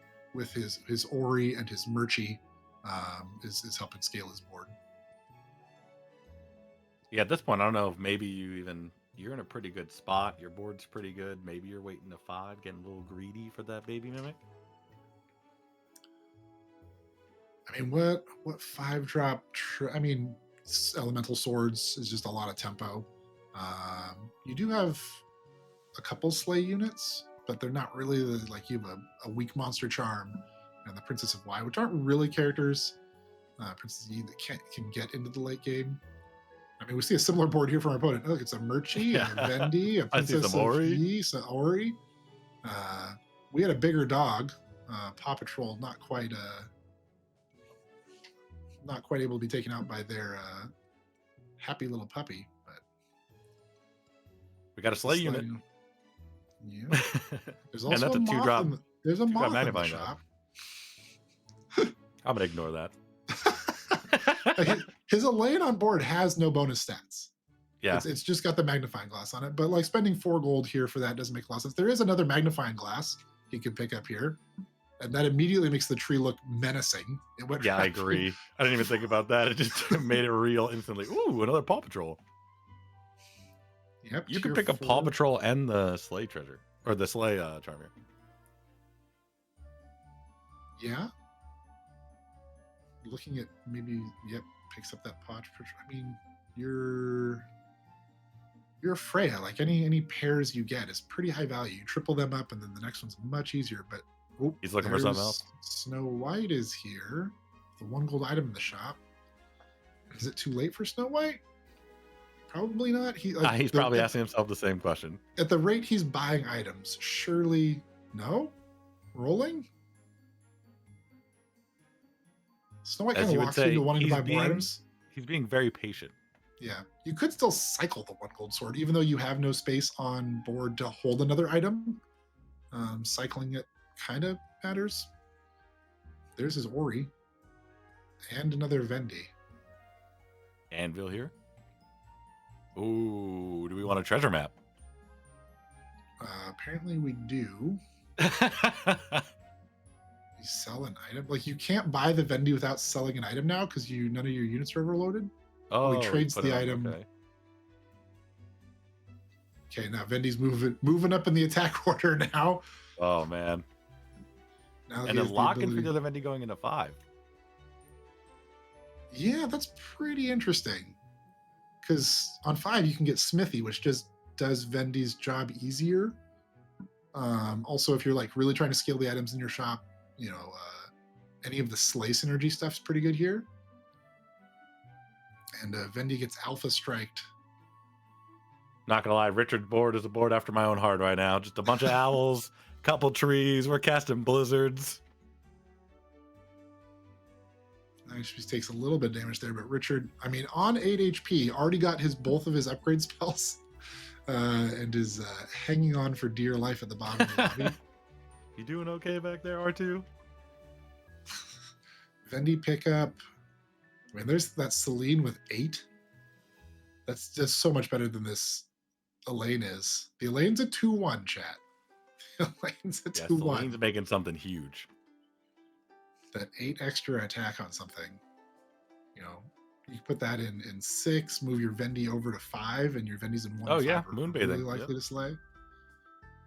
There's a 2 gold item in the shop. Generally, if you're like really into buying a bunch of items, any 1 or 2 gold items kind of worth picking up if you have a unit to put it on. Is he thinking about? I was gonna say, thinking about book future vision there. That'd be a little wild, but I mean, we saw last game, right? His end game board was entirely 6 drops. It was all Sages and Admiries. That was the only things on his board last game. Yeah, I thought it was crazy at the end. So, future vision there, good to get ahead and try to find those, but also if you're only looking for a few very specific 6 drops, casting future vision's a little sketchy. I think it's always sketchy. I mean, honestly, like, unless I'm getting it for free on Sphinx or some other reason, it's usually pretty sketchy. 6 gold's a lot of gold. Yeah, for sure. It's a lot of gold you could be spending on stats, on spells that do things, on units that have stats, on items that have stats. 6 gold is a lot. That's a pirate cook summoning a very, very large farmer and a radiant fairy. See, I just be scouting kind of the whole lobby here, getting a feel for what's happening. Little hard on 5-0 to really kind of see what direction people are going, but you can still see what they're working with, right? If they don't have any big units yet, that shuts off a lot of strategies that revolve around fusion, and might lean more into the higher stat 5-drops than somebody that's already got something cooking. And if someone has 7 owls, they might be playing mages. Yes. So. Just maybe. Yeah, there's a good possibility they're going for it. Ooh, beautiful. Gets the tie here with Kemba. Iron will saving us. There's the Firefly. That's a pretty high quality item. Yeah, I'm starting to see that. Not gonna lie, looking pretty good in this tournament. And with that Vendy Slate, it's a 5/3 base plus the 5 Sunlight and 5 Moonlight. So it's a 10, effectively giving a unit 10/3 right now. And being at 22 and our board looking the way it is, I wonder if we are now waiting for the 5-drop treasure for this bean. Get Paw Patrol in there with 11 with the Firefly on it. 60/60 here. That feels pretty good. 3-drop 9/16 shield. He just bought a 2-drop just to buy that item so he could have another item on it. I saw that. Just committed to this kind of dwarf item plan. There's an Ori. We've always wondered how he gets there through the mid game, and he's making it look easy. I agree. One fight so far. Do you just pick up the Ori and put it in the hand? I mean, with no treasures. Oh no, he's just gonna cycle through.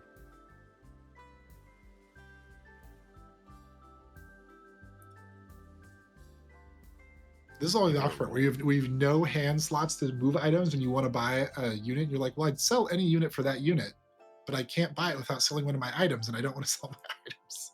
We did have the 2-drop cook all the way to the left. We could have done that, right? But we bought that, put an item on it. Yeah, but maybe he's looking for something at this point. It's only 5/1. Oh, that Narcissus. Yeah, looks at it right away. That's what I would have been looking for here with this bean over here chilling. Yeah, we are in 5/1, so we can spend most of next turn looking for Narcissus or quality items. You could always also twist here. Oh, wait, is he going to sell? Oh, no, he's buying the item. I didn't even look at that. Yeah, he just traded one item for a different one. Because the magnifying glass is a little more stats. He's just checking all of his items there to see, like, do I have the 7 biggest items in play? Yes. Okay. We're ready. We've equipped our army well. Because he has two broken magnifying glasses now, but one of them has the extra Vendy stats on it from Vendy slaying. This Paw Patrol is huge. Yeah. For this for 5/1, that is a very 60/60 is a very large unit. We see here Tiku Wabu loading in. He's got a 45/30. That feels like a big unit. It's over there in 4. A little bit laggy there. The Paw Patrol goes down and actually wins the fight. 2 units with 10 health. 20 health left at the end of the fight. It's quite a lot at this stage. Yeah, agreed. We get to now buy Sell a Potato. To do with that for the turn. He's going to buy another Firefly, yeah? Put that on the Potato. Put yourself in a really awkward spot with your items. He's going to do it. Mm-hmm. Oh, now he gets the sunlight for his happy little tree. Now you have spots for your items. Yeah, you can put 2 of them on here. Probably buy that shield. The shield, yeah. Shield and the Firefly going on to the Smithy. Checking. Does Fireball do something here? Maybe. Yeah, maybe, exactly. Kind of. Maybe. It could. It's 5/2. Like, rolling here, pretty low value. You're generally not going to lock for anything going into 6. So if you can get some value from Fireball, you Fireball. Might kill one of those Milkwomen. Yeah, that's probably just the better than Doom Roll, you said, going into 6, right? Yeah. We still have 1 item slot free. So we don't have to risk selling an item to sell our hot potato. Feels good. They've got Double Caster and Baby Mimic Seer Sphere. That Radiant Fairy could be much larger. And I really, really like Cook when you have Seer Spear, and when it's Baby Mimic, it's just like, it's giving you your route and all the spells you want, getting those 0-drop eggs. Yeah.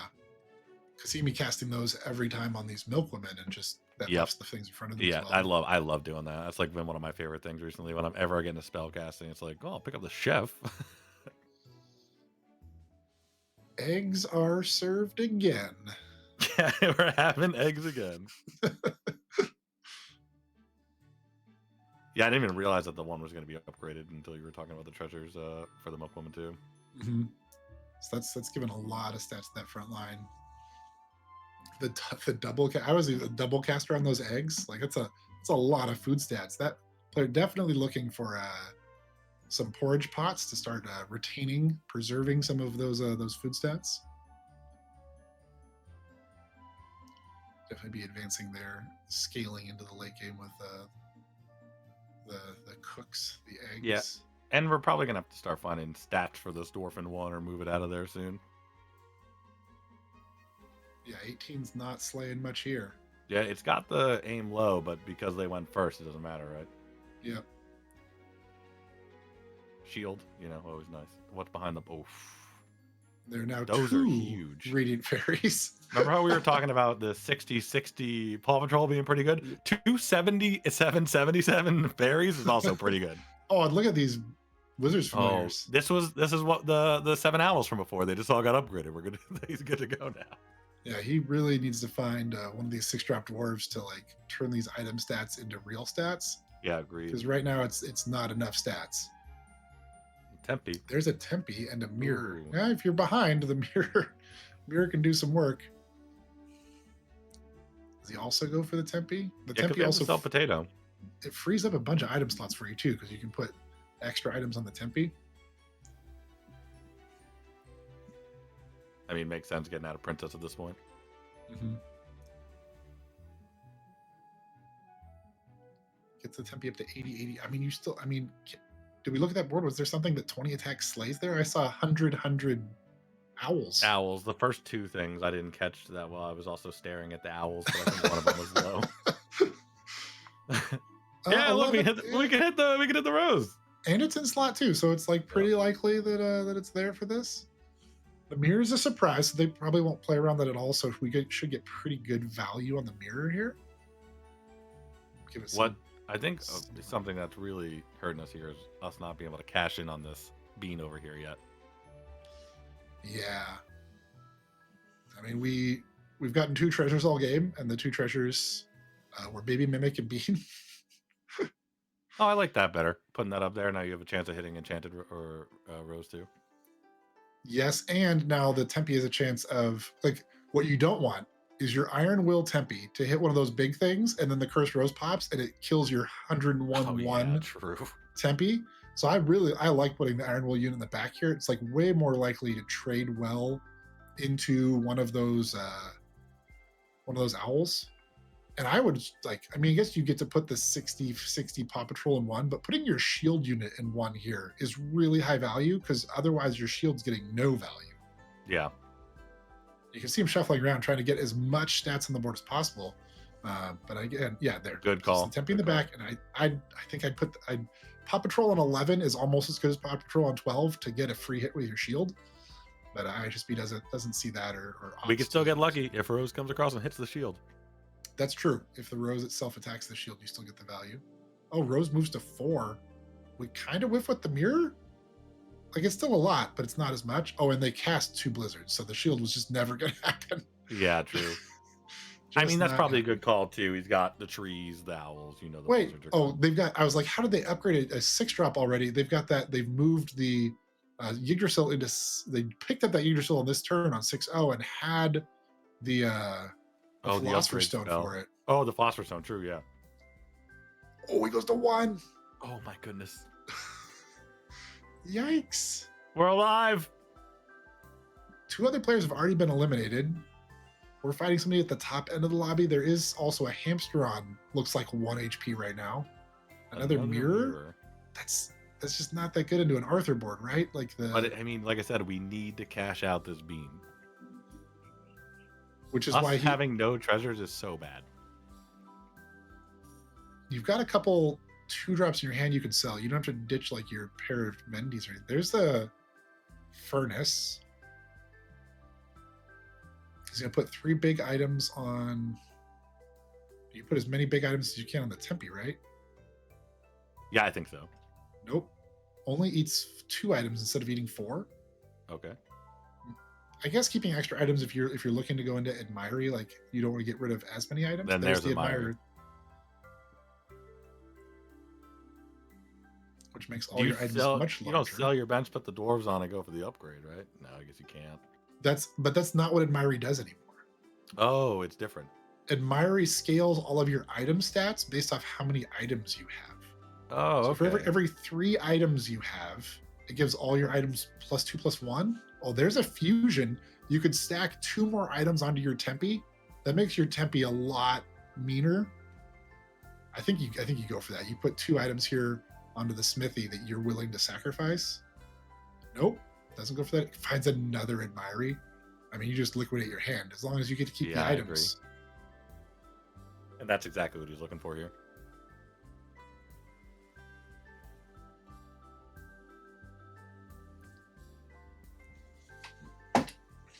And all of a sudden the Tempe's 400, 300. No big deal. Just a couple of Admiries later, Tempe is here and is going to make a pretty big statement this round. That 1 HP making a big difference. Hoping Arthur is still in 2. Seems likely. Generally, you want Arthur to die early, although now there's a good boy, and the bigger Arthur is in 3. There are no upgraded quest characters, so it is only the Milkwoman that gets stats from these Arthurs. But it's still a big Milkwoman, but it's not as big as the Tempe here. Yeah. Oh, but the Tempe takes the ranged hit. No! And the poison well. Chances. I mean, even if he'd gone the other way, the poison well was there, so the Milkwoman on 1 HP IHSB could still kill it. Yeah, no. Tough one. So he got knocked out there by Synesty. We're hopping over to Synesty. All right, let's go. Over to Synesthesia's stream.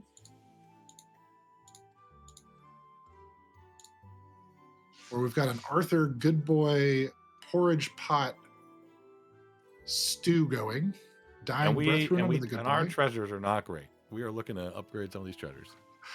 We can't give our Good Boy any stats because he would lose them anyways. He gets a steadfast statute every turn. Kind of awkward. We got a Dying Breath rune on our bigger Arthur now in 2. And I wonder why he.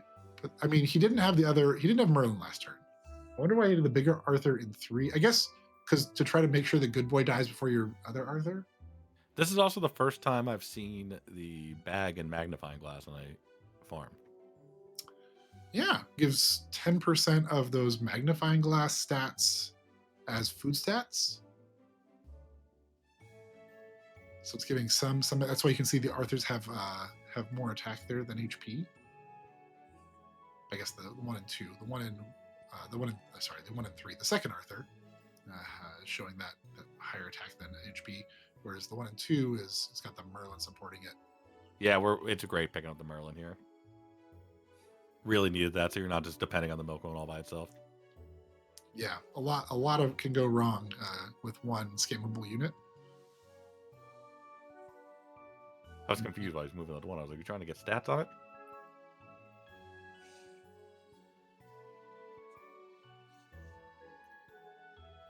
Settles on this orientation. Yeah, I think it's a Good Boy in 1 just makes sense. I mean, you have a whole board of good things, so it's like not as likely, but most of them are high quality, right? If you hit either of the Arthurs, you get to share the stats again. You hit the Merlin or the Milkwoman, those are Iron Will, range, backline units. You just don't really want the Good Boy stats on the porridge pots here. But the porridge pots are helping scale your Milkwoman, also giving you preserve, which is improving your that owl stats, back stats. Pretty large, and I'm thinking he fusioned onto the tree, the other owl, because there was a second owl, right? Yes, that you just saw has 600 attack. I mean, yeah, it's pretty big. These Arthurs are going to be pretty big too, and they're giving ranged and Iron Will units in the back row stats, which is making a big difference here because the tree comp, the Apollo is Iron Will, but none of the other trees have that. I You don't just know. get We're nowhere close on these oh, stats. and that Oh man. it gets blown out by the blizzards there from that cursed rose dying and And loses last time his we were playing snowball. that person, you just mentioned that same thing with the Tempe, where the Iron Will hits and then the Blizzard goes off, and then you're like, Yeah, oh no, tragedy. not as much value. We can see you trying to triple up the Arthur here. That'd probably be the biggest thing you could do this turn. I Oh, mean, you there's really a want to replace some of these treasures. You get to see there's the lots of, Arthur. and there's a Gwen there as well, which is also a big deal. Yeah, and enough gold to get it. Or you can Golden King, Bottled Lightning. Good boy's I mean, gonna get a bit bigger. if you bottle the Arthur's your biggest unit, but if you bottle Lightning, it can only buff one unit. Bottle Lightning, your good boy. Yeah, I mean, if you do what you got to do at this point. Yeah, I mean, Golden King also kind of high value here, kind of limiting in if you're going into a comp that's like a boost comp. I think you pick up the Gwen here, throw that in the back, and then you move Arthur over, right? You want Arthur buffing. Are we gonna do the one? Oh, okay. I think it's this. I think it's Arthur in 2. Doesn't gain the rolls instead of getting the HP. That was a little interesting to me, but it pays off here. He finds another good boy. Another good boy. Yeah, it's definitely Milkwoman and Gwen buffing Arthur. It looks like he's going back and forth on this decision about the Arthur in 1. It's just, I don't think it gains enough stats from being in 1 to, like, just mathematically to. I guess the good boy also gains the stats in 2. If we can triple up this pot and get, the backline booster treasure, I'd be divine. We'd be pretty happy. Yeah. I mean, next turn we're putting in another good boy into slot 3. Or we might slide the whole comp over, put Merlin in 5, Arthur in 3. See if he survives. I mean, he has to survive this fight first. He's at 3. There's a flying Nero in 1. That's not good. Good boy dies first, though. Still not enough that Gwen lives, and you can see how much the stats the Arthur loses there. And look at those corgis. That was crazy. That's Kimba knocking him out there with a very big food board. We're going to jump over to Kimba's. Yeah, we're on the move for this one. There's always a bigger fish. Sometimes the bigger fish has Golden King and a food comp. And looking at... Also still has a snowflake in the glass. Both players there having the snowflake in the glass on their mostly good boards. Philo Stone not doing a lot with Golden King. Divine Messenger not much with this dog comp, animal food comp. So it picks up the scissors here. There's another good boy in the shop. You could pick that up, run it over the herding dog probably, since you have 2 corgis and a fisherman in the sea. But I know some people like the herding dog. I mean, it's already got a lot of food stats on it, so that's kind of rough to start over again on food stats. Yeah, we only have the charm for the 1 corgi. Mm-hmm. Finds a spot corgi hasn't been in the last 3 turns. Yeah, it's always it's a hard place in these sometimes. Probably still pick up the good boy just because it's a tier 6 pair, even if you're not going to play it over the herding dog. Yeah, agreed. And you have 11 gold here. Because as we talked about, I think that was the first game, just the potential of finding Golden King plus Doppelganger Diamond is just a huge boost to the power level of a board. This is the heads up finals. 2 players got eliminated that last round. Oh wow, it is. Yeah, we were following Sphinx and they got 4th. Here. Oh, another herding dog, another pair. You lock for it. You sell 2 things here. The forks are only adding 3 food. Yeah, cat, and fork.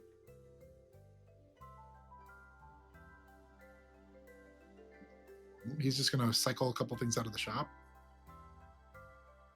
Maybe he cast the spell here. There's an entrance rune there as well. For the Nero. Yeah. He's doing the... It used to be the meta was we'd put a Nero in 1 and a Nero in 7, and you'd always have 2 Neros going, but I think there's been a pretty big shift to now generally running your 2 Neros, 1 in slot 1 and 1 at the bottom of your hand, so you have 1 Nero every turn on 12. Until you get to Doppelganger Diamond. Yes. Then the Nero wants to play in 3. I just get 2 upgraded ones and switch them back and forth in one. Well, it's a big celery tea. Celery There's a tea's been lot of big added stuff over there, man. to Richard Werman's tree comp. 34 count on those. Oh, the good boy got hit by he double cast a poison apple. Good boy and hurting dog both going down here. Oh, and then they died to us killing the rose first.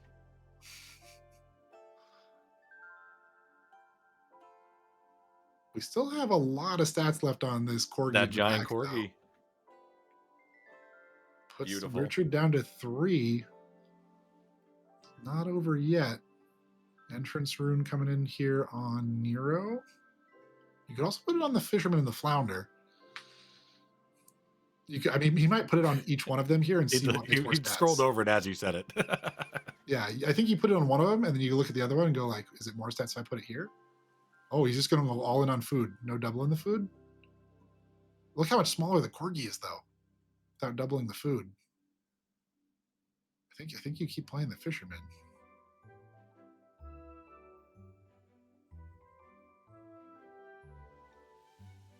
Oh, he can bounce the sunlight charm between the corgis. So he can find one that fits in a slot he wants. And if he can't put the other one in a slot he wants, he just puts the sunlight on it. Oh, that's awesome. I mean, look how much bigger that corgi is with the fisherman and flounder. Yeah, I don't think you can do that. Yeah, it's 3 times its attack into defense. And honestly, I'd like check with that entrance rune and move it back and forth to the fisherman and see what actually it's more stats here. If it's giving them the food or if they have a food already, you know, doubling the food stats they have is more. He's at 14 health with an extra life. So at this point, he's probably just trying to give those stats to the dogs and not worrying about doubling it for the killing blow, right? Because he has like time to play with as long as he's getting way stronger. This is still good. That's true.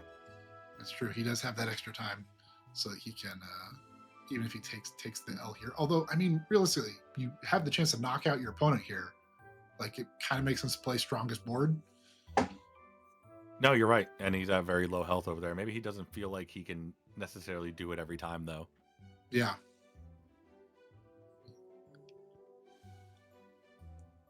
This board just There's gets now so a big. Good boy on that board and a 427 Acolyte. Where did these come from? He's got a Merlin staff with a baby mimic. Oh, hit the Nero. That's the best hit for the teacup. Good boy actually gets to share all of its stats. The corgis have 5,000 health. The tree's just not enough. I mean, even the fisherman's 1,300. Because it got the good boy stats, yeah. And Kemba picks up the win here in lobby number 2 over Richard. Richard, that is 2 second places in a row for Richard. So he's at 16. I think he's probably the closest to live. Live is at 19 points. So we've got at least 2 more lobbies to go. Let's see if I can get the rundown. That was Richard getting second. He's at 16. Kemba with the win there now at 15. Horse Femme back-to-back thirds at 14. IHSB first had a rougher go that time. We saw him get knocked out a little earlier in 6th at 12. Synesthesia at 7. Skooky at 4. Tiku at 3. And Gabby has picked up 8 points so far. So kind of a lead pack there. Richard, Kamba, Horse Femme, IHSB, and then kind of the rest of the lobby a little bit further behind.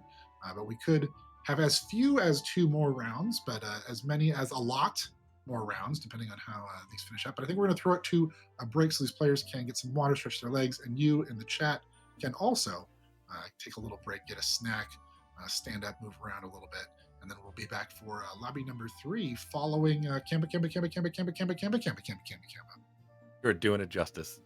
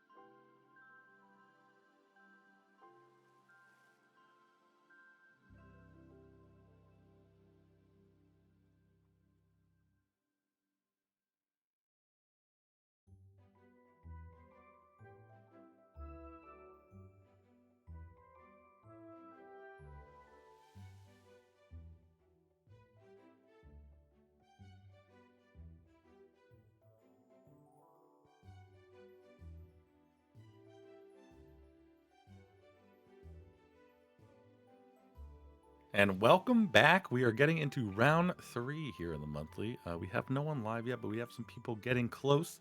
We had a great game last game. Both the first two games have been great. Food Dogs won the last game. I think that was the first time I've seen that in the last two tournaments that I've been here casting. So, I see that on the ladder a lot. I was telling Ninja it's nice to see, high level play for it. Learned a couple things about Corey, which is always awesome. And just got to see it, executed at a high level. So we're going to move into the next round here shortly. We're going to be following Kamba, and maybe you want to go over some of the points, Ninja?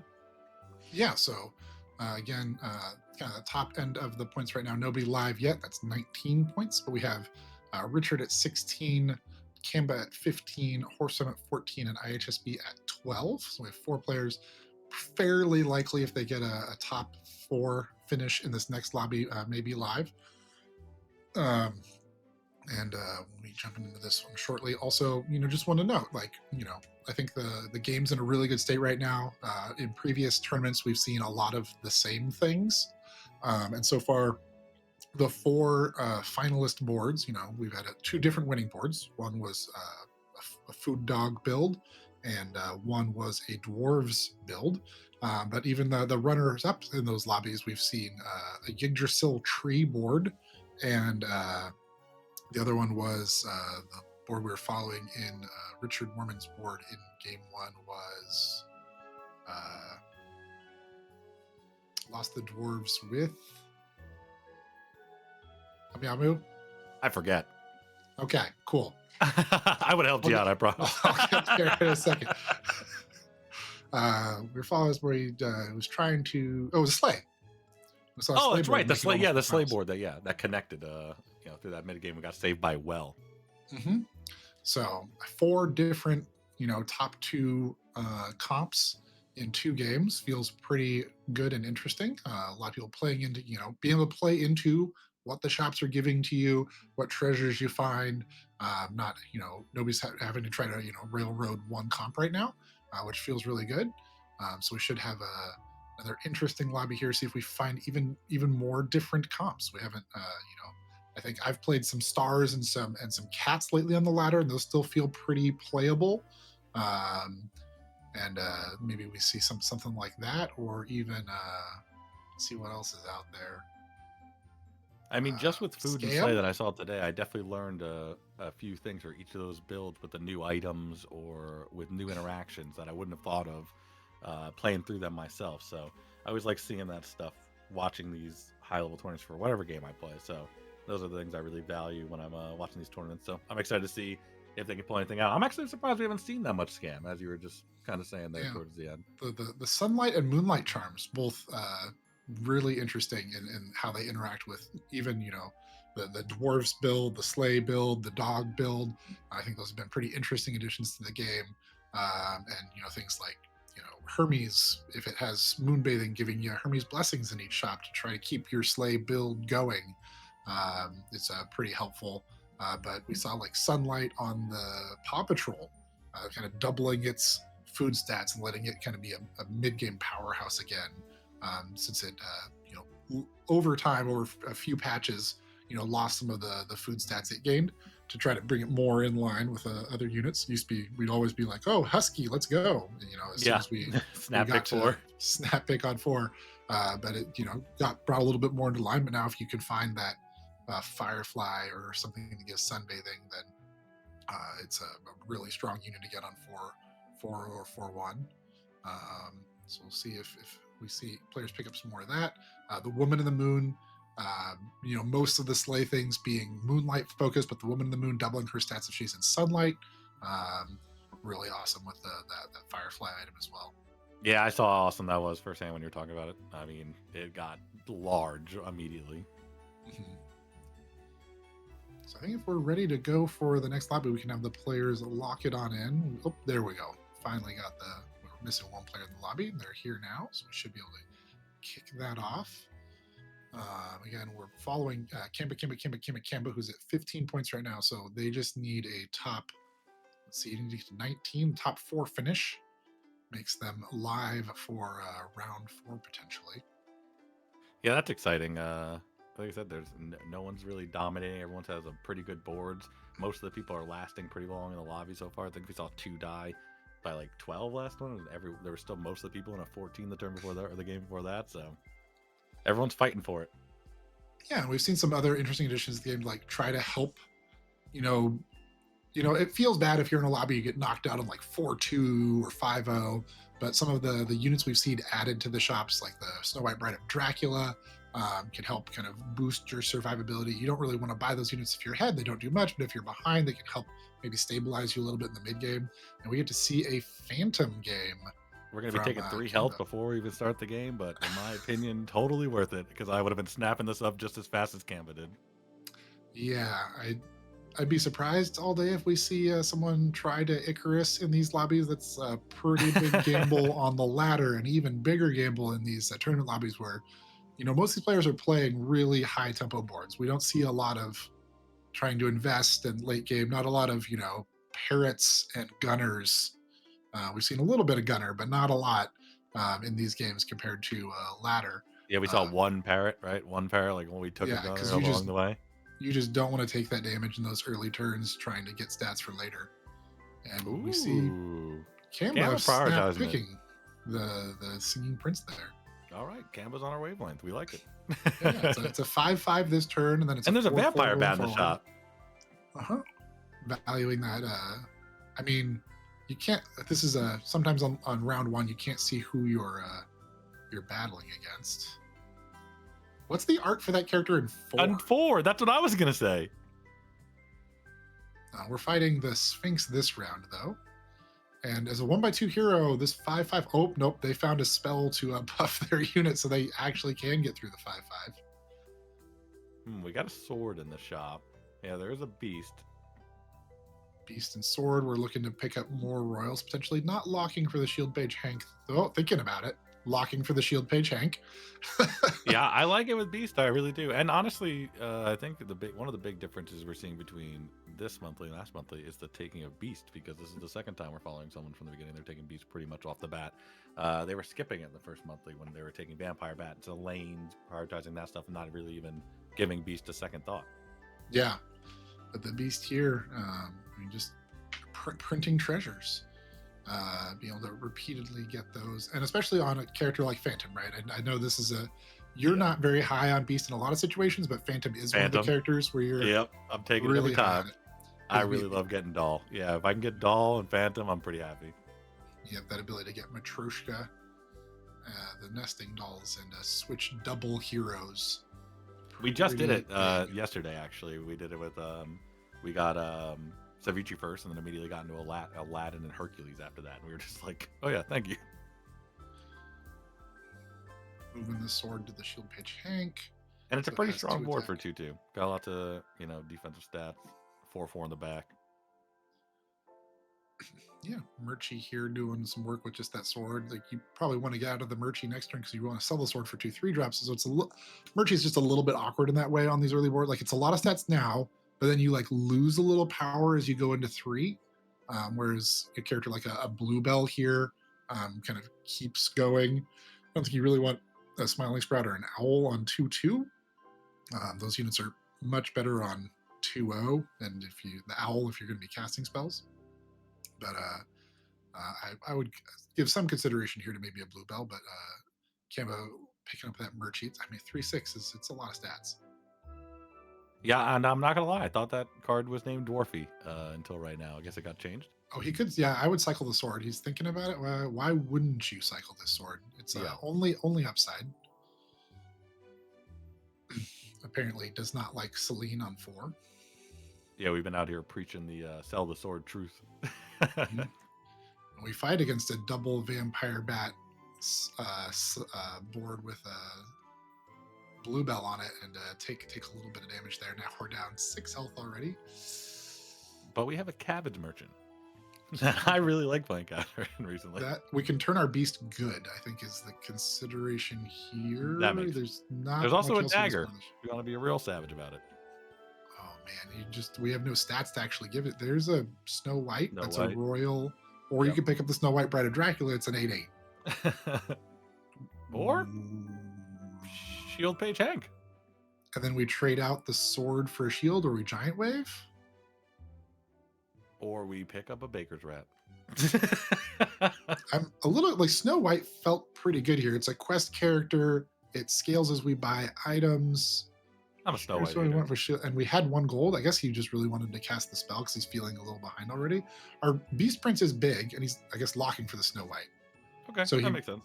wasn't going to buy an item this turn, so wanted the extra HP and the spell this turn, and then 6 gold turn he can buy both Snow Whites or Snow White and an item. He's Yeah, both messing Snow with the Whites lock and sell button. the sword for item too. He could also hit like Snow White Merchie in this shop and then also buy the item. That would probably be the nuts. Oh, but look at that. Well, the wave was the nuts. That was Low. yeah, that was the read. Very, very smart by. But still, Ken. only getting the tie. That Agent of the Moon getting 3 slays there. Doesn't get the Man. Merchie. All We right, have a 2-drop Snow item in the White. shop. He's- Baker's rat looking for a 1-drop item. Oh, he's just gonna buy the item straight up. I mean, you'd rather, yeah, he's going to roll. You'd rather find another Yeah, royal 2-drop. here. I'd sell this item for Princess of Yi, I think. I mean, that ring is pretty good too. We do have 2 But- supports. Oh, we could just do that and crack it. Okay. Oh, There's the Matryoshka. there we go. I mean, Playpen has some value now, and My goes jaws for to it. the ground. Everyone in the I- lobby is just much better than me. When I I mean, if you're trying to avoid taking damage, the Playpen does more to avoid taking damage than the Matryoshka does, but the Yeah. Matryoshka is a double hero swap in 3 turns, which is a before big you swing. can even get that treasure or that spell, yeah. Sundiata, what? They Yo, have what's 3 going on units over of- there? I mean, and they still have almost full health. Yeah, they do. What would be the reason to take something out last turn? I don't know. We'll see Yeah, what I they've don't got know on either. board this turn. Trying to take damage to get their second upgrade spell? I don't know. They're at 30. They're just buying items instead? Yeah, it has to be. Oh, we did a good chunk. Take damage there, though. And our hero choices. Treasure hamster over the left, pretty good. Yeah. And treasures in the shop. You also have quite a few good units on board. The Leprechaun is like kind of impactful here, and doubling up Slays is a valuable hero power, as we've seen Slay be pretty viable. Yeah, I'm just loving treasure hamster, especially Yeah. with showing a treasure in shop. Yep, we immediately get the tier 3. Do we want to cast spells? We want just the stats. We want to cast spells. Last turn we went for just stats, but this turn we're going for spells. Probably looking for another royal here. His the Beast Prince is getting big. Yeah, it is 23, 24 is no joke. But we just landed the cat buff on an owl. Picking up the Squire Roshi. Just buy cheap royals is currently the game plan. Yeah, until we get to 4. And we have Sell a the free Squire spell. Roshi for Princess of Yi. Cast the spell. Doesn't seem bad. There's also the support ring here again. The Yeah, weak that's alliance probably band. it's probably the decision making. I mean, Roshi's just pretty bad in that spot, but And this Merchie is also getting pretty bad, right? It's only looking. We have 1 item.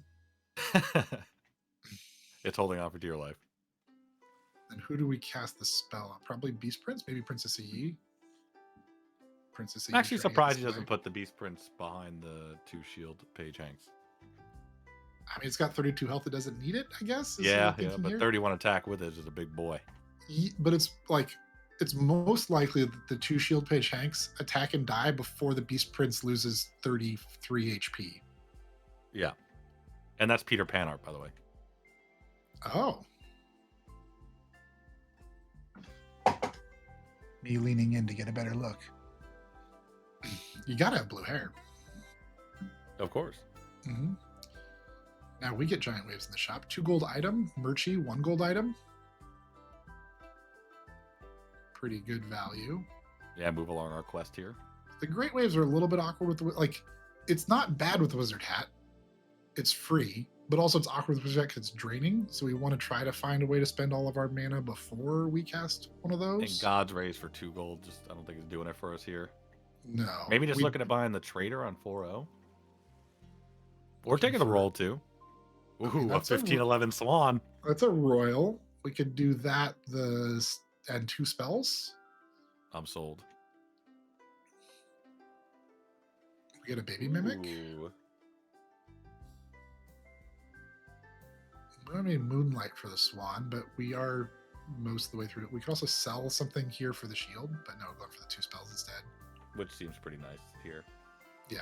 I mean, going from 3x2 to 6x2 is a pretty big increase in our ability to clean up at these end of the fights and try to force ties. Yeah, agreed. We put the Murchies in over the. I Interesting. think the Shield Page Hank's still more stats, isn't it? Murchie's a 6'5. That Shield Page Hank is a 3'11. I'd rather have a 3'11 than a 6'5.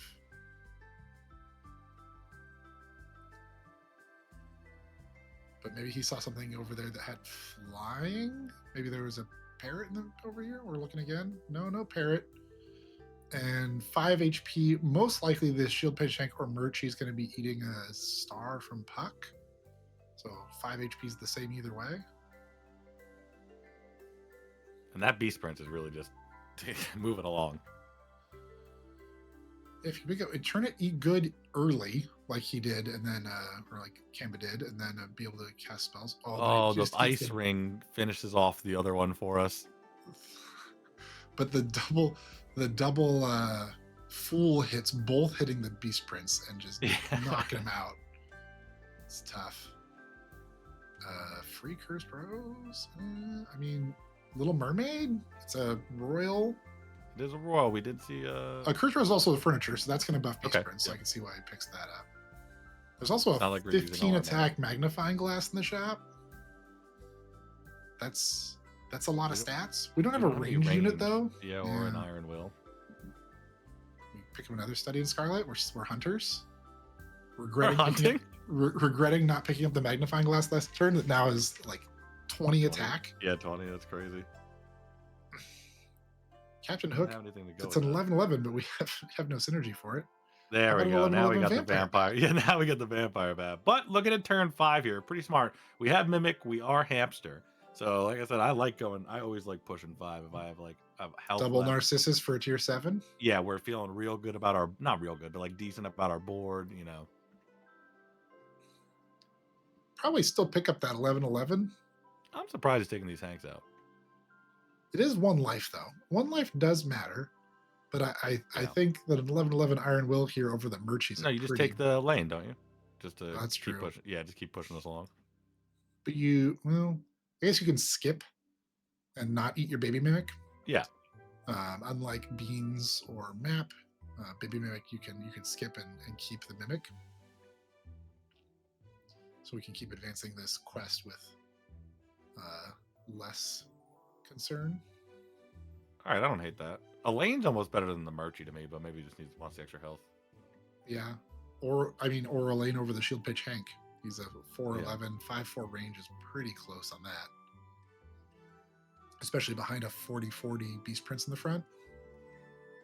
But yeah, I guess you risk getting blown out by Fireball on 4. They're running a hand summon comp with a TikTok Croc in the back. Yeah. That's a hidden character, right? Do you know what the requirement is to find that? Because I have not seen a TikTok Croc in one of my shops yet.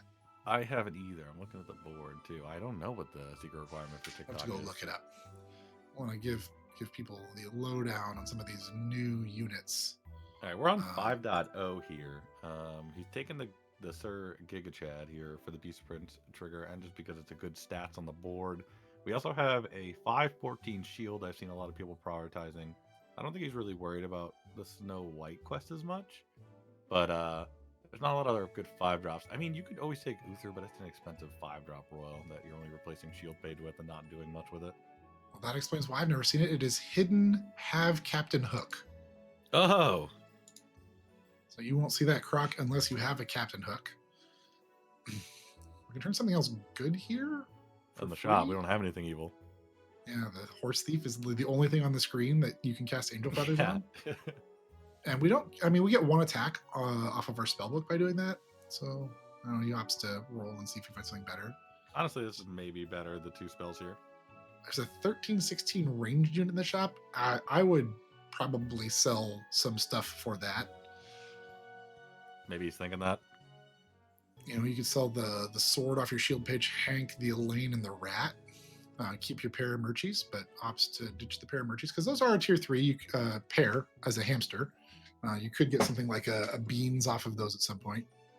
But he's wow, and the prince Taking porridge. We didn't even think about that. I think it's porridge also. Double up a Hey, again, this is the second time I've had this. Built our own treasure map. The do-it-yourself treasure map. Look at that Gretel in the shop. Yeah, because we've just been taking those spells. Because we cast 2 of those spells. Yeah. And still gets the cast roll, which is nice. Mm-hmm. But not even locking for the. It's 5-0. But I think if you take pot here, I don't think I lock either. I'm just looking for get pairs on these 5s from here because I really want to crack this do-it-yourself treasure map, or 4s even. 4s even. No, he actually skipped it. It's just still the baby mimic.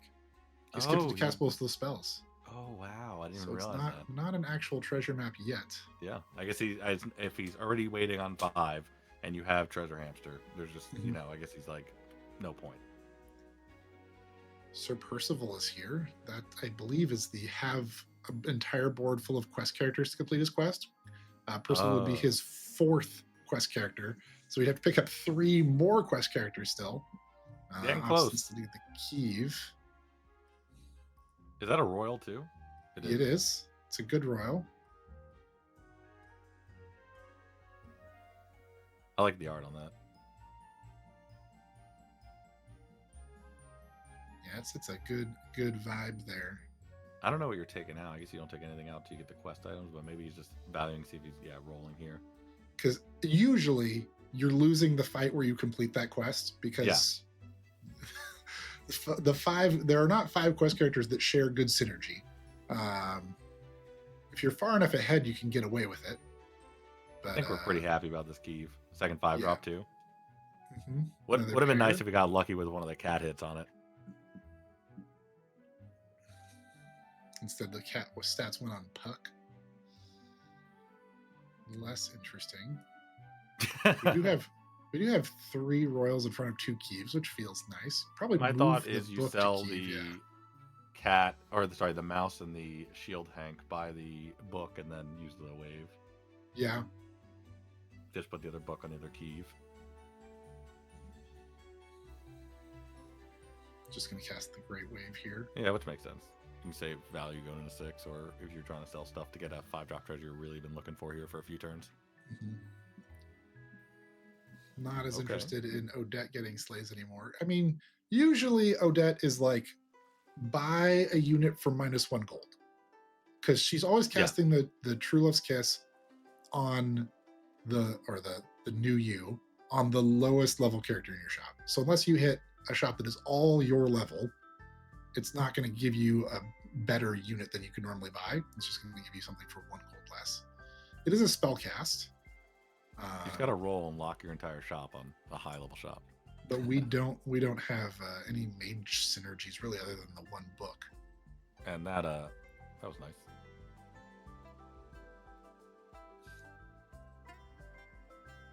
That dagger on that Elaine's got to be pretty big.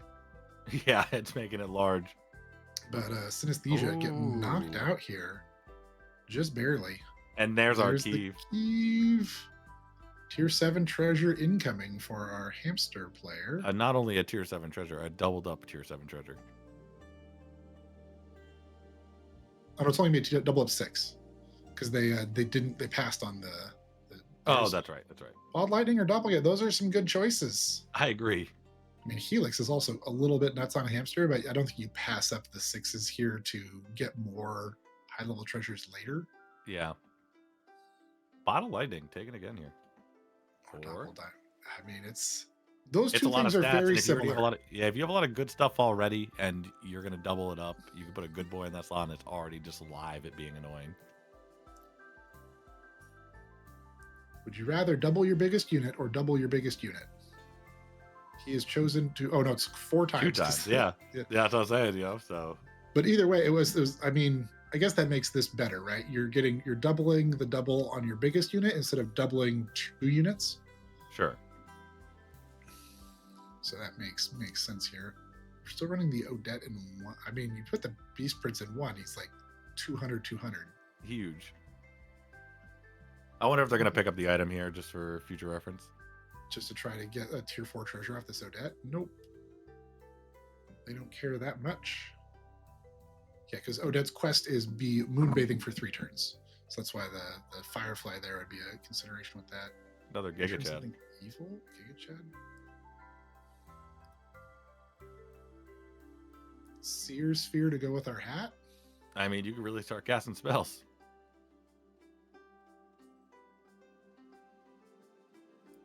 Turn something in the shop evil? Turn Odette evil? Because it could eventually be good then. That's I think that was the plot of a very old movie. There's a guy trying to turn the Swan Princess evil. Gonna cast the other spell here. Yeah, you might as well give him a wave. I also like that we overloaded the Keeve. He's got a 1 attack dagger and a book. And the book. The book has a little bit of stats. He cast a Smithy's hammer on it at one point. So there's a little extra stats there. Oh, we didn't get to slay with Odette. No fun. No. A little bit of visual glitch there, but those frontline units did pass away. And yeah, not me looking for flying on the Keeve. Because I was like, wait a second. Do we check their board to go fishing? There's an Athena in the shop. Yeah, but I don't know. Do you take Athena here? Your good characters have slay to your good holy characters. We do not have any good holy characters. We're checking that. Yeah. Good royal, good royal. It's good holy characters. Oh, which one was that? Oh, no, it went back to Athena. Yeah, that's the Athena. I got excited. I saw good holy. I was like, oh, we got one. I mean, Athena is a really strong character, but we'd have to probably fusion the Beast Priest onto her and then also get some... Find unity. Yeah. Looking at the Corgi here, I mean, you have the Porridge Pot and 2 Giga Chads. Yeah, you're on 6, though, but at the same time, I see what you're saying, for sure. Better book with Hat and Good boy. Sphere. Boom. Hey, we found it. Yep. Hey, look, it's already big. It's huge. Instantly live. I mean, you cast the spell just to see other spells, Yep. right? Yeah, it just costs 0. Make Odette good. You have the sphere and the hat. It's just free. It shows another spell. We don't have 9 gold for that. Oh, an upgrade spell. I mean, jamming upgrade here on Good Boy is pretty strong, but it's 7 gold. 1, 2, 3, 4, 5, 6. We're 1 short if we sold the items in our bench. Oh man, upgrading the Good Boy. Now you could sell the Porridge Pot and the whole bench, or just buy this angel. No, not the angel. Another Good Boy. Good boy that got hit by Cheshire Cat. Yeah. All right. Well, now we know what our plan for this turn is. We sell a couple units. We buy. Why did I ever think about doing that last turn? This was way better. We put that Good Boy in 1. Yeah, and then we can get that Princess. Oh, we find some more spells to buff him. Yeah, he's 100 Good Boy, no big deal. And a fusion for our Beast Prince onto this Good Boy. Yeah, you're not kidding. Yep, lock. Second Good Boy comes in, probably goes to the front over one of the Giga Chads. Yeah. Personally, I just would have taken that works too. out, but that's fine too. I mean, we get free great waves off this Yi slaying once she gets 100 from Good Boy.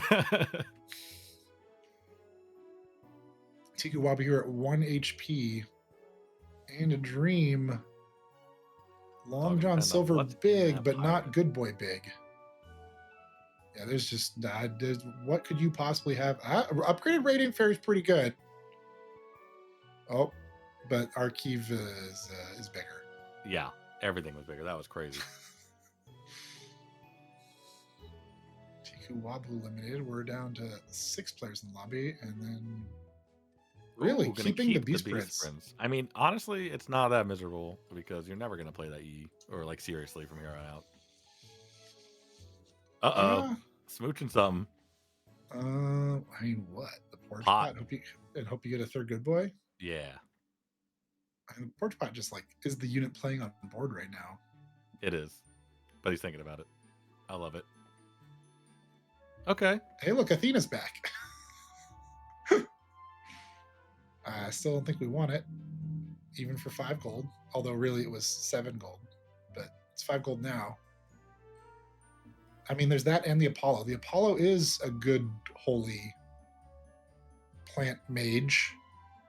Yeah, but is it worth it? I feel like your board is so good right now. Yeah. You're just looking for another good boy or something. And to be fair, Good Boy and Athena are a nombo chat. Athena says she gives half of her starting stats to your other good holy Which took me a units. long time to realize. It is not. So if Good Boy dies and buffs Athena, she only still gives 4/6 on slays. Maybe because he has hat and ball and he has a book already, he thinks he can start really putting some stats into it. But Maybe. Also curious why you're playing 2 Giga Chads instead of the second Good Boy. The second Good Boy is just more than a second Giga Chad, I think. Also, for like, the Keeves. Yeah, and the chance. Oh, for the because the Good Boy gives you a chance of chaining Good Boy, right? The best case scenario is your Good Boy dies, buffs the other Good Boy, and then that buffs something, and it's a huge multiplier on your stats. Or the second good boy dies first and buff the first one with the bottle lightning, and then you're very happy. Yeah.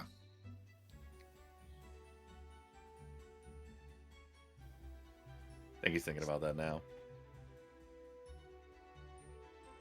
Just drop it in there, see how big it is. 24.19, that seems probably worth it. But is it? Yeah, just thinking about the Keeve, though, I think a lot. Yeah, you get less free hits, but I mean, you also could put the Apollo in the back and put the Beast Prince in the front. Yeah, and run but there's Good no Boys way to in get 1 the and Giga 4. Chad on both good boys that way. All right, how many spells has this Peter Pan been casting? He has Mimic Baby Hat. Not enough. The answer is not enough, chat. And the dog isn't moving in the back right corner. I mean, he had nowhere else to put it. Maybe. Like having this Iron Will unit and this range unit go before it is just higher value. Oh my goodness. But yeah, once the Good Boy dies, you see the back line immediately gain some stats, and we get a tier 6 treasure off Giga Chad. That feels good. Sentami Stone, random tier 7. We get out of the spell stuff, or we skip. Or skipping. Thinking about it, looking at opposing boards. Would I rather have 4 gold or a random tier 7 treasure in 2 turns? The Peter Pan's like probably not getting there, so we're like putting a little more weight on the other boards. Tier 7 treasures are pretty good. Ooh, at a ball. Yeah, I think if you're going to keep one of them, Hat's better. Yeah, one gives you discounts. It gives you discounts. Okay. We're a woman in the moon cop? What am I didn't missing? see that coming, I'll be honest. Yeah, what am I missing there on the Woman in the Moon pickup? I mean, he has Slay, because the Athena says when a good character slays, your good boy's going to slay. Okay. And the Apollo gives its rose sunlight, so he could put like the Woman in the Moon in the front. Or get out of the Keeve and put the Apollo in the back. Yeah. Because you're not He's really thinking about using the spell, selling these, and buying another one, but that's a lot of stats to get rid of that you could put on your good boy later with another fusion. Opponent has a Slay comp also with a 99 attack Slay unit in slot 1, which will probably be 110-ish this turn. So they're probably slaying when they hit. We could have gained life there, but instead we could switch characters. Yeah, we could sell the Porch Pot for an Elaine just to cast a spell and buy a Royal to increment our Beast Prince. Because growing the Beast Prince is eventually going to get fused onto the Good Boy. Like, we fused away the Princess of Yi first, that's fine. But that Beast Prince is also, like, he's going onto either Good Boy or the Athena. So, like, every Royal we get is scaling. And you're locking for Change Heroes anyways. I love to see it. So I think I would have ditched the Porch Pot, but Kamba opting here to keep that tier 5 unit. I mean, you could Candy Cane it or New U it and do a tier 6 at some point. So there still is definitely upside. Oh, they've switched from a kind of a Slay comp into a upgraded Arthur comp on the fly. Ooh, We those get a things are couple pretty big, slays, but if this good boy dies, these things are also pretty big. but not the woman in the moon, right? Because she's, and it We just needed kind to of comes go down to order left. there. If he goes left, it's a tie. Yep. But IHSB gets the win there. There's like a second porch pot now. Took out the one in the moon immediately. He's like, yeah, that's not doing what you hoped. You're like, not the wave. I'm out. Why are we forcing the Slay angle on this? I think you want the woman in the moon and the Apollo in the same row. The sun, maybe. Well, there's he hasn't sunbathing played... at 4. Oh, okay. Yeah. The random sunbathing slot is 4 this turn. Yep. Off the Perfect. mage. Okay. Yeah, we can work with that. There's a Yggdrasil here. And we also didn't switch characters. Didn't switch. He locked for the Sea Witch, then, right? Yeah. Okay, he's turning that evil so that he can turn it good. One day. It's gonna be good one day, we swear. Some extra steps here. Is it holy? I don't think it's holy though. If it's a good holy unit, that like makes more sense. Actually, yeah. Is it a good holy unit? There's the turn good spell. Okay, he's gonna mouse over it. Oh, well, we got rocked. Spell didn't pop up fast enough. Thinking about the nocturne here, by the way. I mean, gives everything you on have your a giant board good boy that Slay, scales. but like all your good stuff has Slay already. Switch There's characters. Another Apollo. Another Apollo.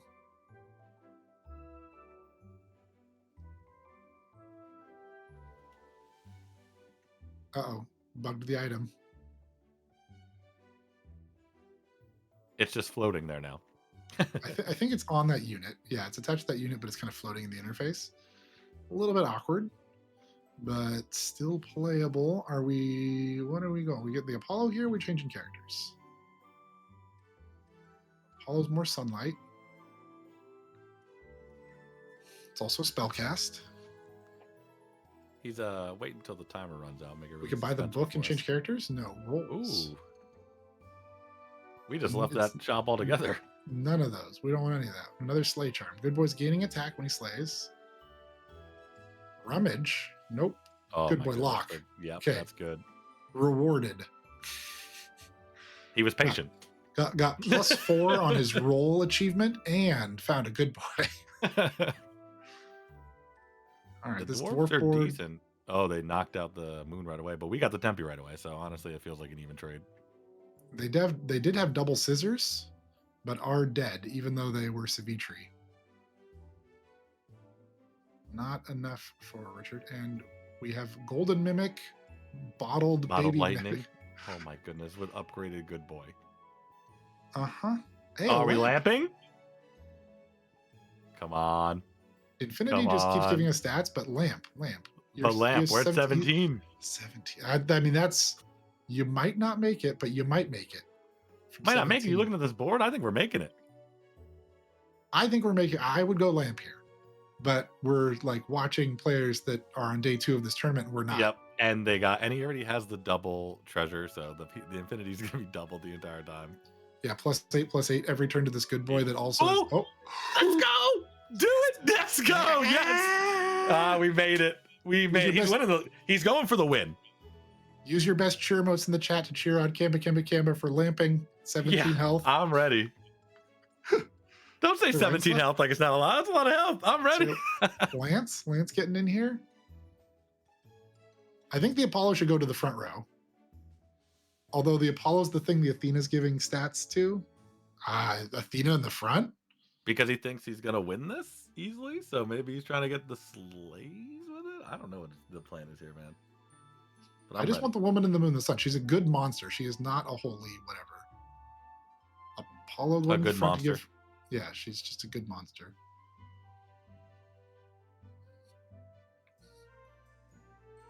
I'm not thinking about doubling the health of good boy, no. I mean... Are you thinking about another good boy? Just rolls away the good... Yep. No good boy, okay. No second good boy. He must already have the achievement. Lunar Charm. That gives it target low. That is relevant. Another one Oh, in the and moon. he's gonna sell 2 things for this for sure. Put the sea witch in the front, double moon in the back with sunlight. Nope. One moon in the front, one moon in the back. We're definitely selling. We have moved away. Good boy and ranged good units, no. Athena slay comp, yes. Yeah, woman of the moon and lamp. I mean, tier 8 treasures, 2 turns. All of them are good. We could get another. We could get the wish for nothing, and then our slot 1 is like times 20 something stats. Perfect. We don't get a slay there, but good boy gets the slay. All right, but now the it's popping backup off. plan. Once we get a couple slays into this, it starts kind of cooking. I'm unsure if this is that much stronger than having good boy in slot 1, but it worked. Yeah. There's a Merlin, but we're not doing that anymore. We're on a different. Is he like testing on the supply? He's going to go back to good boy now. He's like, I have this tech for some fights, and I can have a 400 good boy for other fights.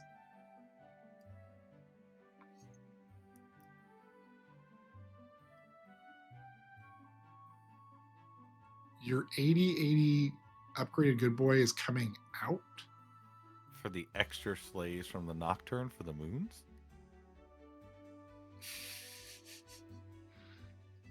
Okay, they're both got sunlight now.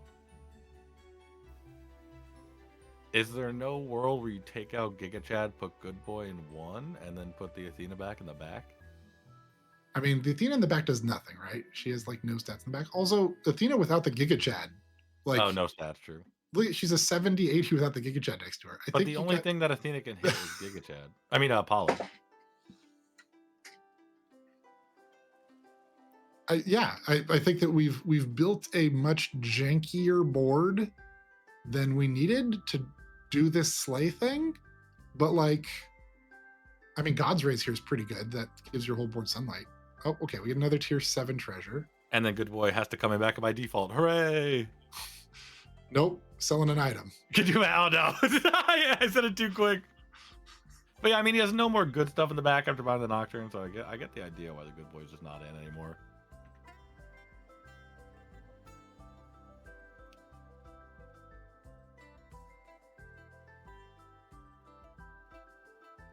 I mean, what are you dropping here? Yeah, nothing with the 7 drop. There's no way, right? Okay. Light of Dawn, and you hope you hit the Woman in the Moon slot so you can put good boy in the front again.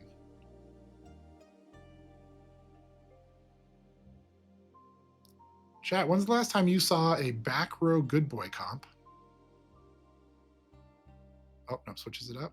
Yeah, getting that thing, getting the Apollo huge is good. Good boy makes it back to the front. They have a very large Arthur, and they have Circe's kept us. And it hit our Woman in the Moon. And our Athena got alpha sniped. So good boy's going to have to do a lot of work here. Yeah, that's a giant. It's a giant everything. We're not dead, though. We're not dead. We're at 17, and we're going to get our tier 8 treasure. Our doubled up one.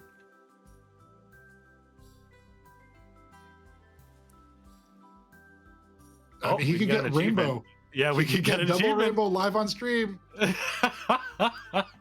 Double Rainbow live on stream. We're at 2 HP. You get 2,000 gold next turn if you make it. Everything's plus 80. Athena's crazy now. You can put Athena out of the front if you want, but good boy back in 1 and really start kind of cooking, I think. I mean, I think good boy in 1 by another good boy here is very strong. Yeah, I agree with all these stats. The Pandora's box also like kind of a consideration. If we get out of this like weird slay sort of thing we're doing with a plus 80 to every unit, Pandora's box is a lot. That's a lot. 'Cause it spawns 4 units. We're playing the pirates.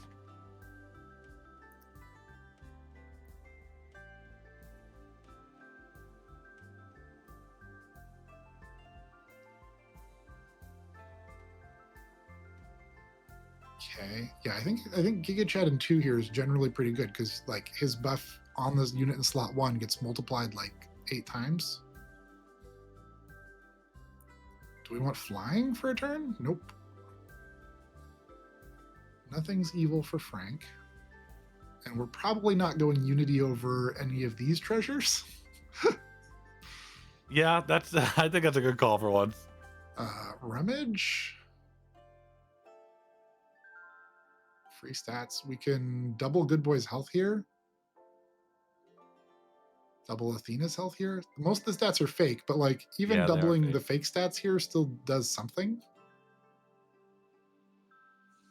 Dying Breath Rune in the shop on this Dying Good Breath Boy Rune and was one is pretty good with this good boy. have a flying. Well, it's flying last turn, so it's not flying this turn unless they cast another spell on it. Okay. You just buy a Firebase from the shop and it's a 360, 344. Sure. Uh-huh. Yep. And then Slate all of a charm. sudden, Good Slate Boy's charm. Plan B. Oh yeah, Yep, the Slay you can put Charm. the Slay Charm on it, so it's not, but it's not a good unit anyways. So it's not going to trigger the Angel, but having the Slay Charm on it would have triggered the Woman in the Moon. But we just, what an insane call to buying that when he sees the pirates. yeah. I mean, they're still going to summon some big stuff. Oh.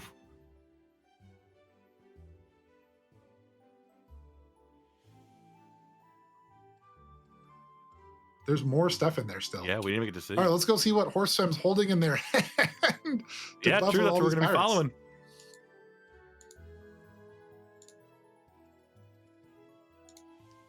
We've got There's another one. Oh, it's two very large upgraded. I bet a spell reflector. Ooh. You see what at the end there too? Yeah. In case she pops out, buffing those. Two Dying Breath Runes. I have to imagine that they had a Excalibur Scabbard at some point. I like how you upgraded all of these characters without that is. No, they probably ascended, right? They cast Ascension. Yeah, on with their with Spell Reflector, that makes a lot of sense. Whoa! And we have doubled the attack of our board. What are we doing with the extra? We have to ditch something. Yeah, what are we ditching? Cook? Ditching the cook. Bye, Cook. Thanks for all the omelets. Yeah, this is. I love this board. This is so awesome. And they're playing against the Sphinx in the finals here. Playing against the Midas heads-up finals, yeah. Oh, they are the Sphinx. Yeah. Yep, they're the 30 health super pirate Sphinx. That super pirates, yes. This is awesome. Flying Dying Breath Rune 585.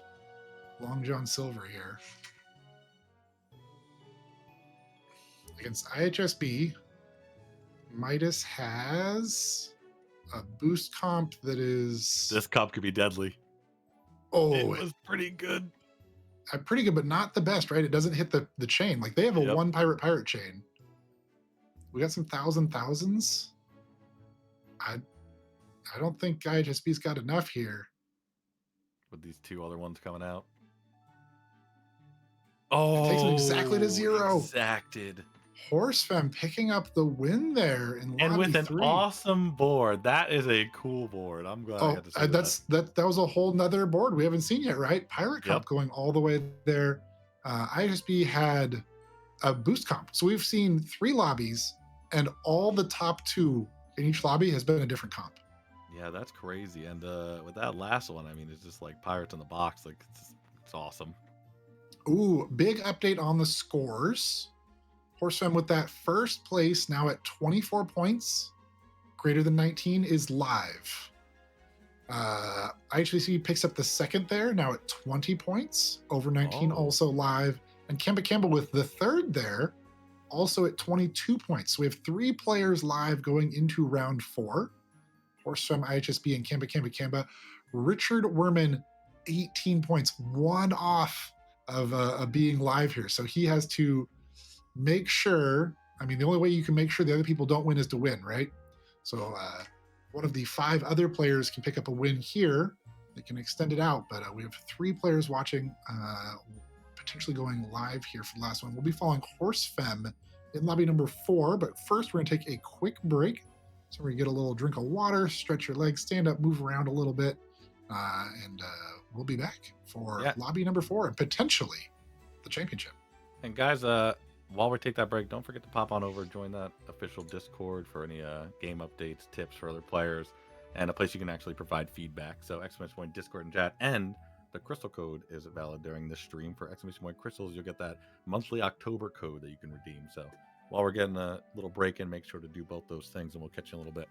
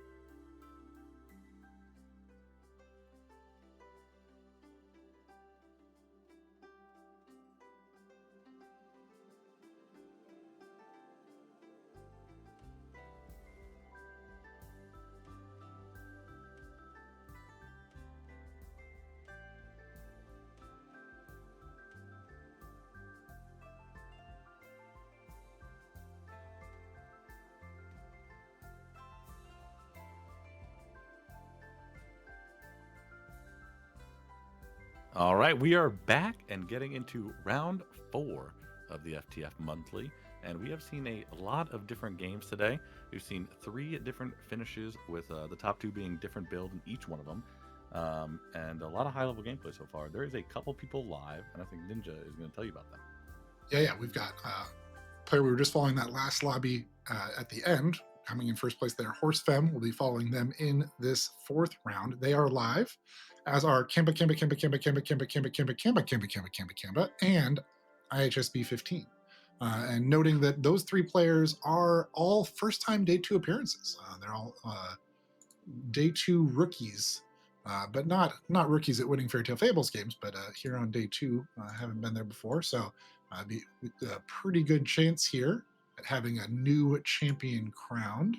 But we shouldn't count out some of the other veterans yet. Skooky and Tikuwabu both have some podium finishes and are still here. And as long as they can win rounds, they can stop the other players from winning the tournament, right? Because once you're live, you have to win a lobby to win.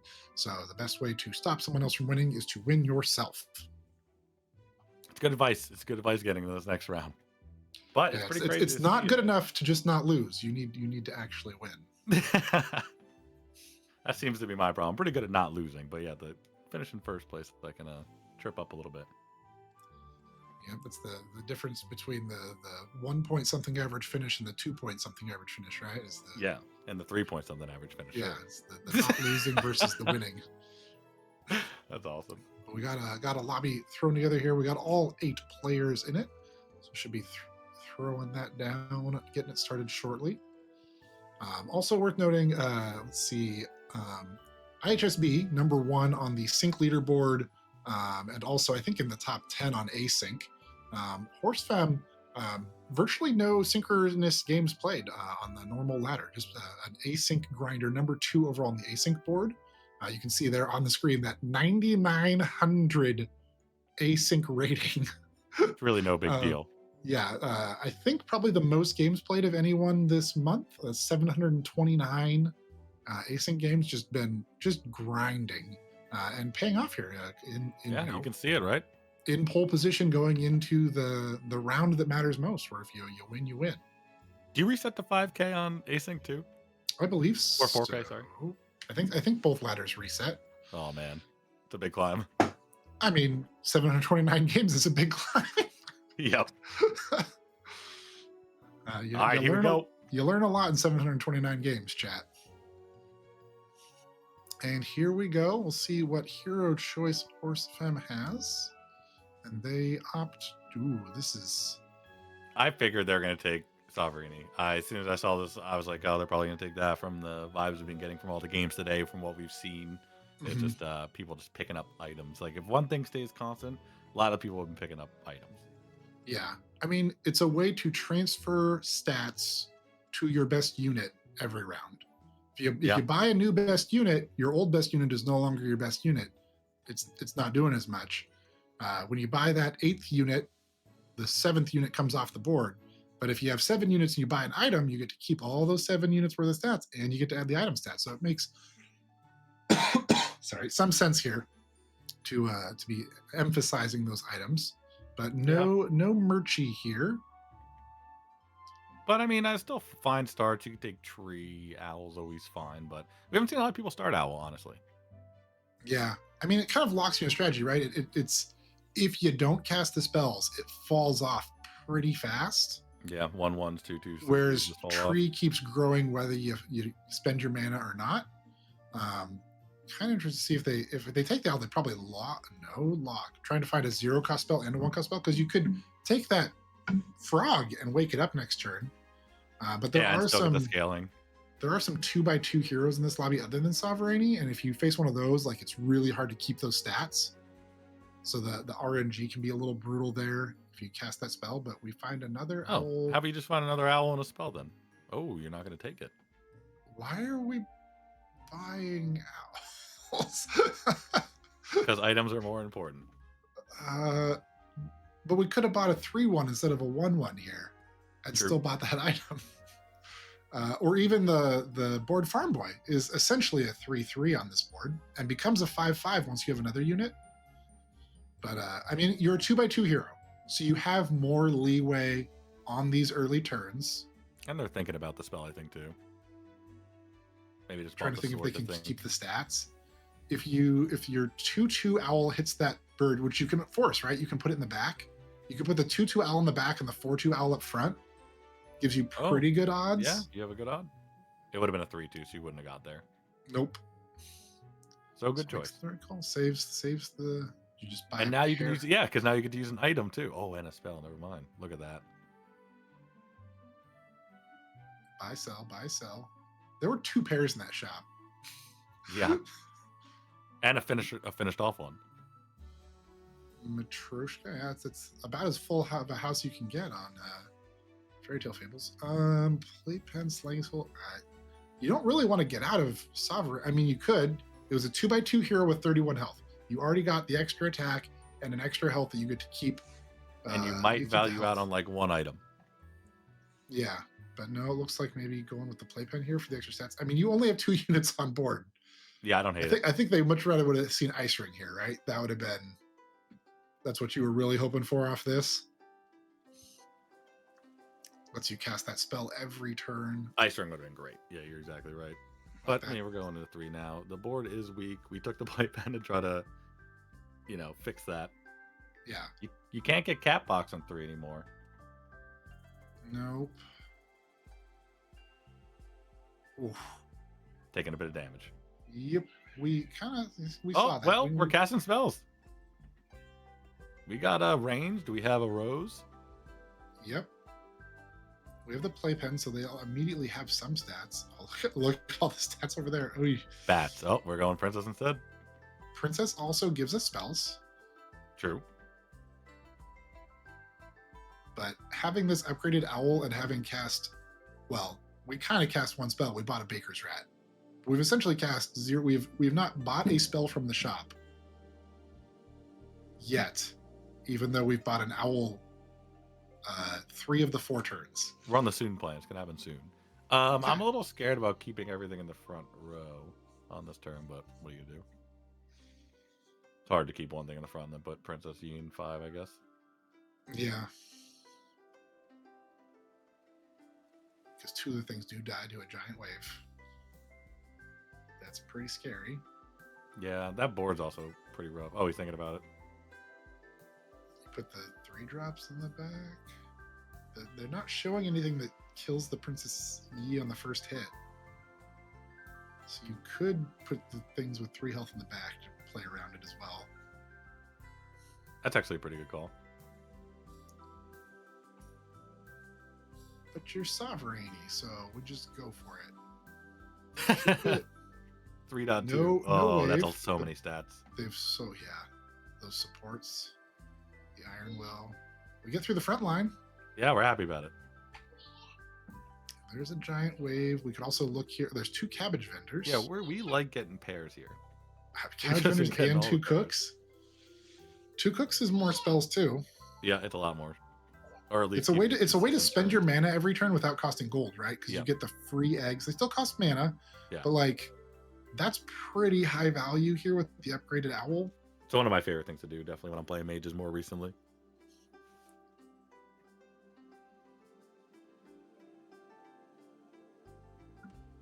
And in theory, we can get the 2 of them and a cabbage vendor. We sell the potato and the sword. We go cook, cabbage vendor. And then 2 spells. And then 2 spells. I don't hate that, especially on the cabbage vendor itself, right? Yes, so that he keeps scaling. There's cook. Or making sure you get the slay. Instead. Rolling here. And then casting the wave. Okay. That still gets you the 2 spell casts. It does. It looks like things might die there in the front also. Yeah. We have 2 pirate cooks and no hand units. That's all right. We're here for the spells. Mm-hmm. Which, it's good that that's a viable strategy with cook now, right? It gives it something it can do even if you don't have hand summon stuff. But like later he could end up in summon stuff. Or is a great word in strategy games. Yeah, I think it's a great addition to it. And I think it's funny we just throw around eggs. Mm-hmm. Wave not going to KO anything here, but does get things in range that we can KO them. Oh, nice. And after losing 2 fights, we get a tie. Gunner, sure. Range unit scaling 2 spells. Yep. We're not going to use a wave this turn. We're just casting these spells now. We're not waving.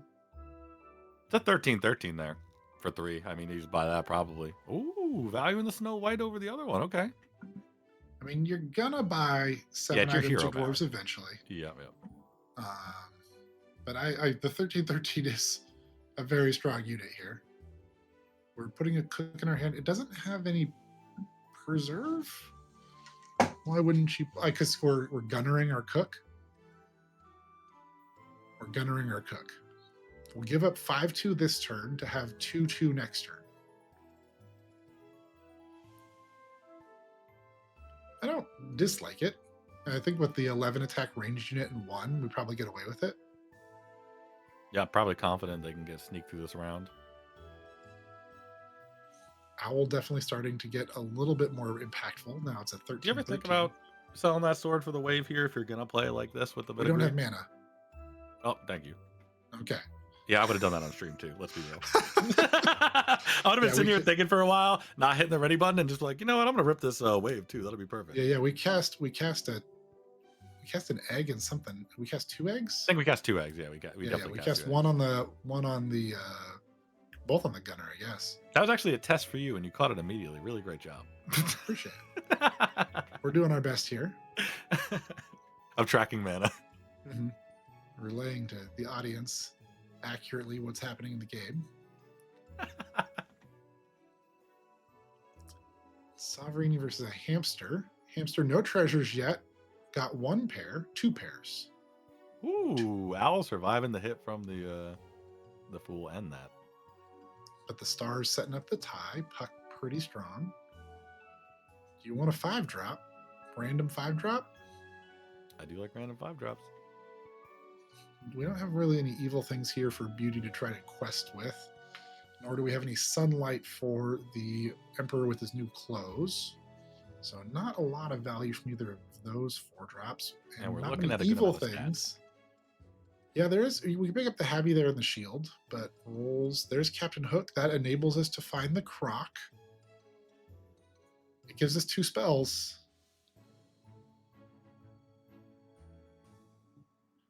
You can see value in casting both of those eggs over the wave. Yeah, we're just not waving anymore. We're on full casting these egg spells. Yeah, it's a temporary 6/6 on our gunner every turn that makes that unit look like a real unit.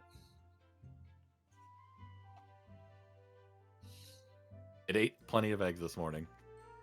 Those were some big things, and it's an Artemis, right? One of the characters we've seen consistently picked by these top players in these lobbies, because you can do things like this. That's a Murchie in 1 with 19 attack that, surprise, I'm Artemis, is ranged.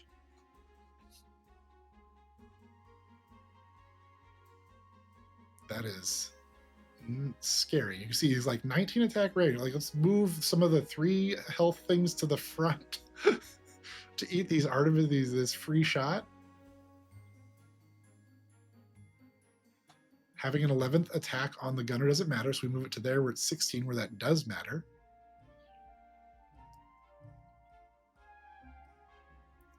And hoping that this owl in 6 can clean up after the other units kind of chip down those 2 big Murchies in the front. Not wanting to trade the owl with either of them.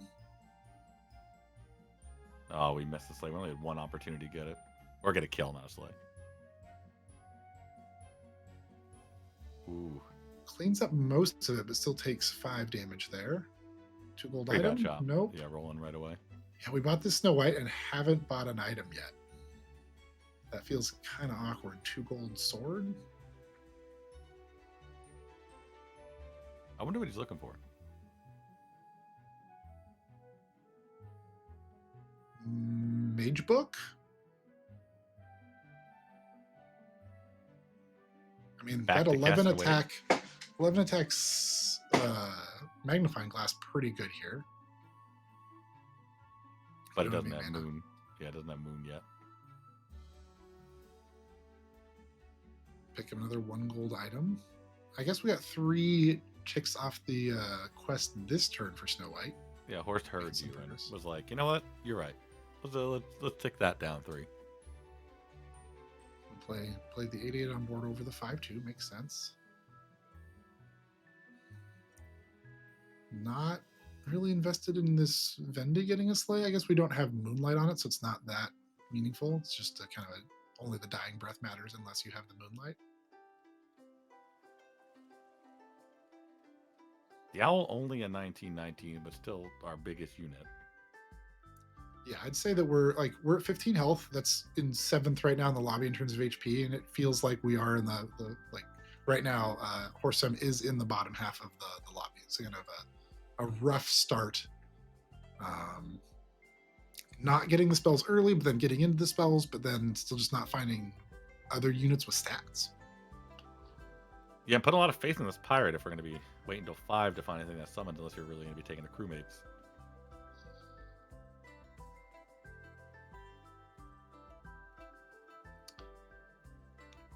Checking all the other boards. That was somebody had a porridge pot on their board on 4-1. Oh, that feels good.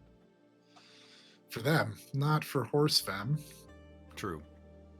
We do get the sneaks by this round, though. That's an upgraded fairy now, though. Yeah, well, I don't think we're sneaking, but... We are not. Oh, if that had lived that hit, it would have been enough that it could trade. There's the Croc. And a Milk Woman. No Croc. Croc needs to see things die for its quest, and we're already a little weak on board, so let's see why we would opt out. But the Milk Woman is kind of nice. You can immediately cast those 2 eggs on it every turn. Yeah. Horse seems to be happy about picking that up, but thought about picking up the other pirate. You pick up the Ori here. It's like a little bit late, but at the same time, you have 5 items. It's like, better than the pirate, right? Yeah, it's better than the cook or the pirate on board. What else are you going to spend your money on? And it gets you close to the quest being done. Yeah, 1 away. I mean, in theory, you could finish the quest if you want to give up a little bit of stats here, just to get a treasure. Ooh, a parrot. I mean, look how big their lane is. Steadfast statue. HSB definitely cooking over there. Top of the lobby. Horse and HSB, both 2 of the players that are live. The other one is Kamba, who I haven't noted which hero they are this round. They are the Savitri. So the main characters to watch here are the Sovereigny, the Savitri, and this Odysseus. I'm simple-minded here. I'm just making my owl evil. I mean, yeah, we want to spend our mana. Oh, spends the mana on a dagger instead. Sure. We didn't pick up the Ori either. And that's our second dagger. This turn. Yes. Picked up 2 blue daggers. Standard vampire daggers. Not little ones. Not really big ones. Standard edition. Standard edition vampire daggers.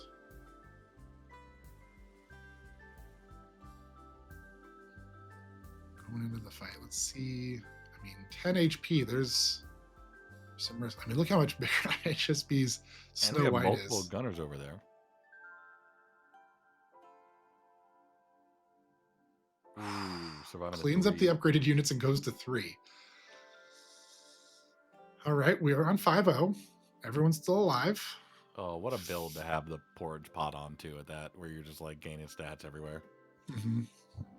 There's a Murchie that completes your quest. Celine is a lot of extra stats, is Moonlight, but like feels a little late to trying to do Vendi Moonlight things. It's never too late. Yeah, it's never too late. Okay. Doesn't gain the HP. Tempe? And it's popping this. You skip to buy for the an shield. Item. Yeah, that's where I'm at. I mean, the other option. Hard to take Bean. None of these do anything this turn, right? It was Starcatcher, Bean, something else. Yeah.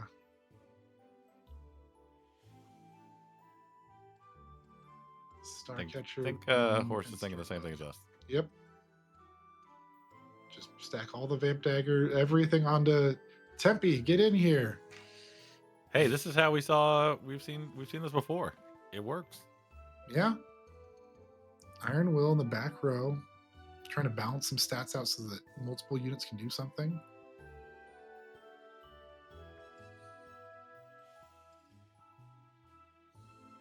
You can pitch something to cast this spell. You could, yeah. If you're worried about dying, it's an extra 3/3. Looking at all the breakpoints, make sure that gets to 23, because 21 is how much health the Radiant Fairy has.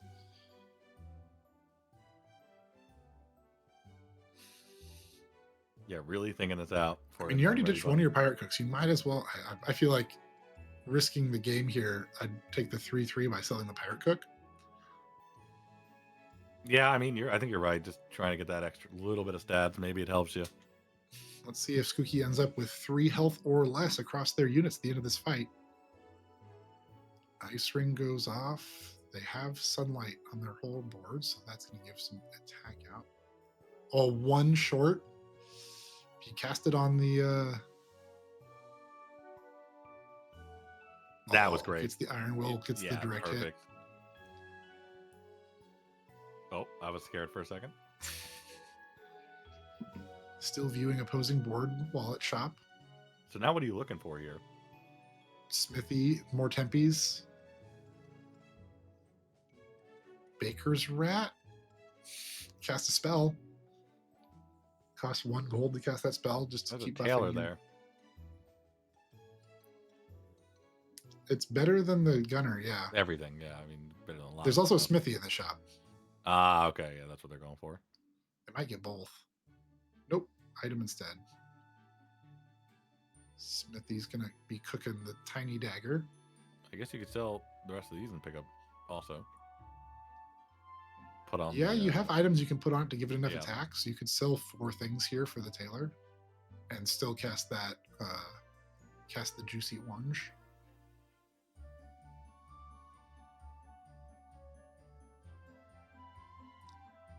Delicious, delicious ripe orange.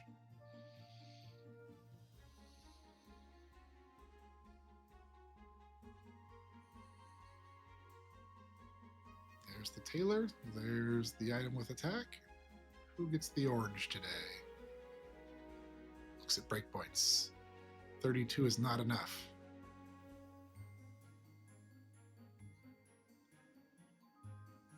So we're just hoping that our front line trades decently enough.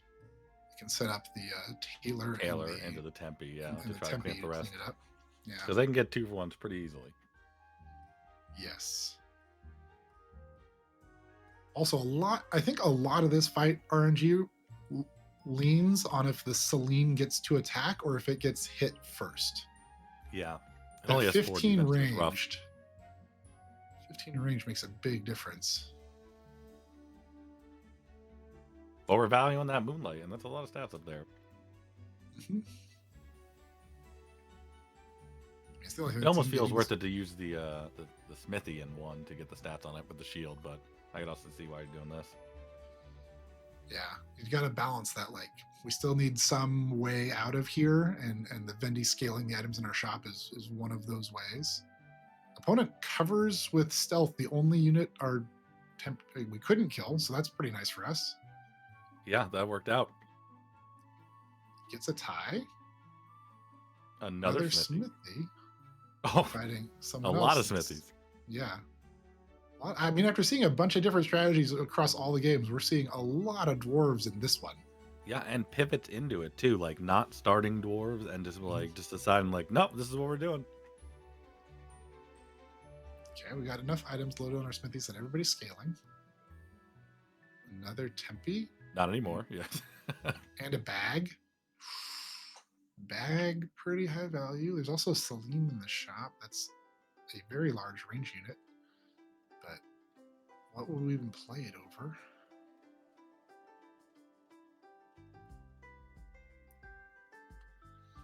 I mean, our other Tempe still has room for another item, right? Yeah, and adding this other Tempe to it. Ooh, do we sell them? Or picking up the bag? Buying the bag. Yeah. I mean, it's got to be worth it with these daggers we've had for a few turns now. Yeah, because it gives you that extra 10% of the item stats as food.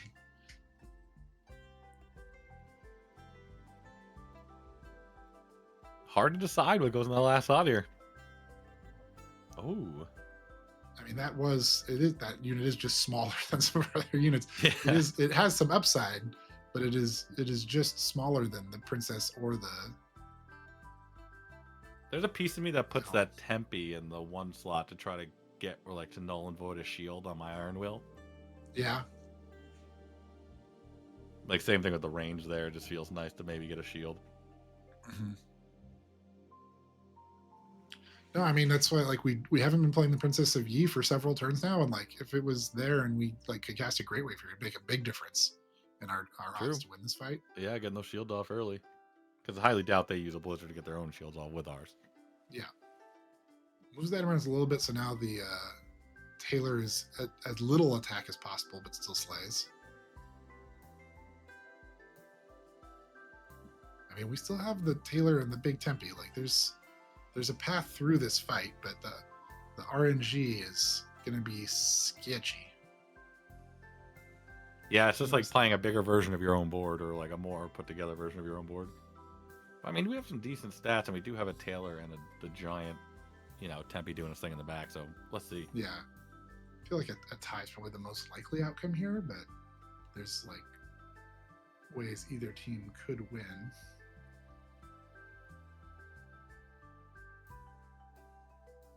Both shields down. Both shields hit were pretty bad. Oh, we survived, and nice. Yeah, that was close. Your laugh says it all.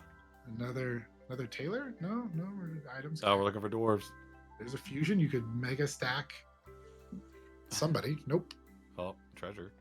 Treasure and all. Then you're getting 4 items with plus extra every turn. You don't really have anything to put in the spot. Oh, there it is. I didn't see that coming. I mean, that's a sovereignty play, right? That yep. Aura Rune only costing 9 instead of 12. Yeah, beautiful. Let's you make that play this turn to make your Tempe that much bigger. And you're punching up in this fight, but not much. That board does not look very. You can see he's putting the Vendy back in, but they had that shard. There could be any upgraded unit on board this turn. It's a little scary. Moving some of the stuff off. I don't think you risking.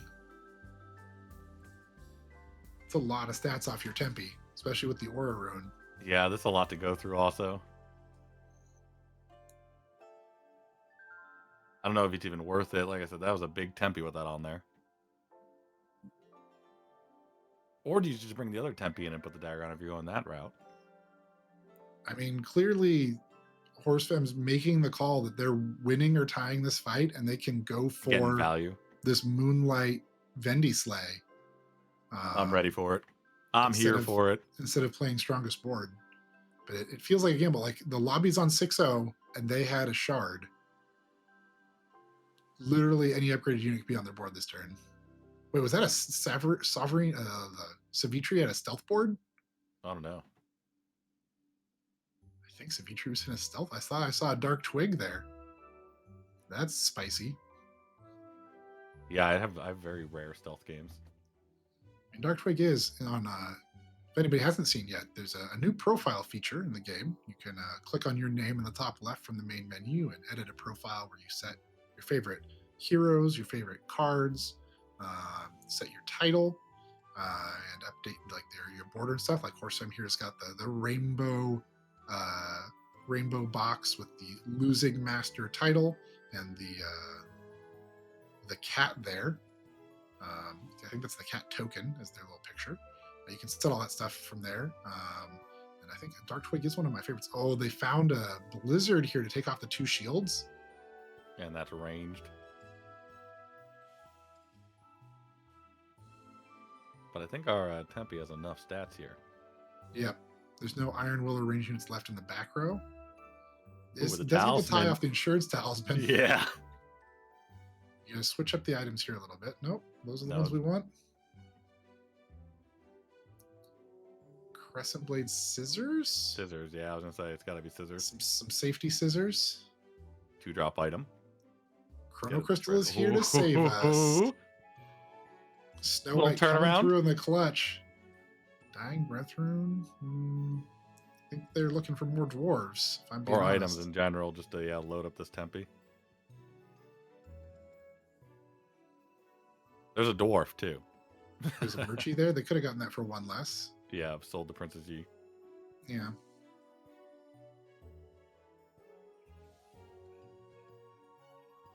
Switching any of these items up. Yeah, stealing some more stats from the other one.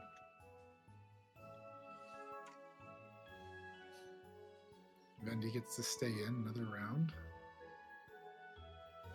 They have elemental swords. That's why there's so much stats across that board. The Taylor in the back row, 26-23, looking a little scary.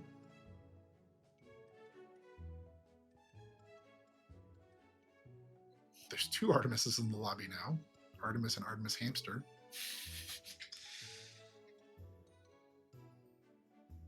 But locked in and ready here. Horse Femme, kind of standard looking dwarf stuff. Got a big Snow White still on board. Haven't found a tier 6 dwarf to replace that yet. And our MVP Taylor in 5. It's been great. Yeah. Really clearing the way for these Tempies to finish off fights. Yeah, and if we can get any of these 6-drop dwarves, like you're saying, it's just we're off to the races. Mm-hmm. We haven't seen any yet. Yeah, and that, I mean, having upgraded Smithy with 4 items on it, it's that can get out of hand pretty quick. Yeah, it's definitely going to be pumping out these stats. I was hyped when I saw the Chrono Crystal. Honestly, once we got that Chrono Crystal, it opens us up to a turn to get unlucky. Yeah, because there's 5 people in the lobby that could. Well, I don't know if any of them have Chrono Crystals. There's 5 people in the lobby that have below your dead health. Everybody's still alive, so having that Chrono Crystal really makes you feel a little bit safer. A lot safer. Until it's gone, I'm feeling extra safe. But there's still that Odysseus. I think that was IHSB on Odysseus is really cooking. He's at the top of the lobby. Doesn't look like he's lost any fights. Scissors here doing work. Oh, Taylor hit the Taylor and then nice cleanup. Mm-hmm. And now someone else below 10. That was one of the few people that was above 10. Now also joining the below 10 squad. Hey, a squad. That's the first scam board we've seen in I think today.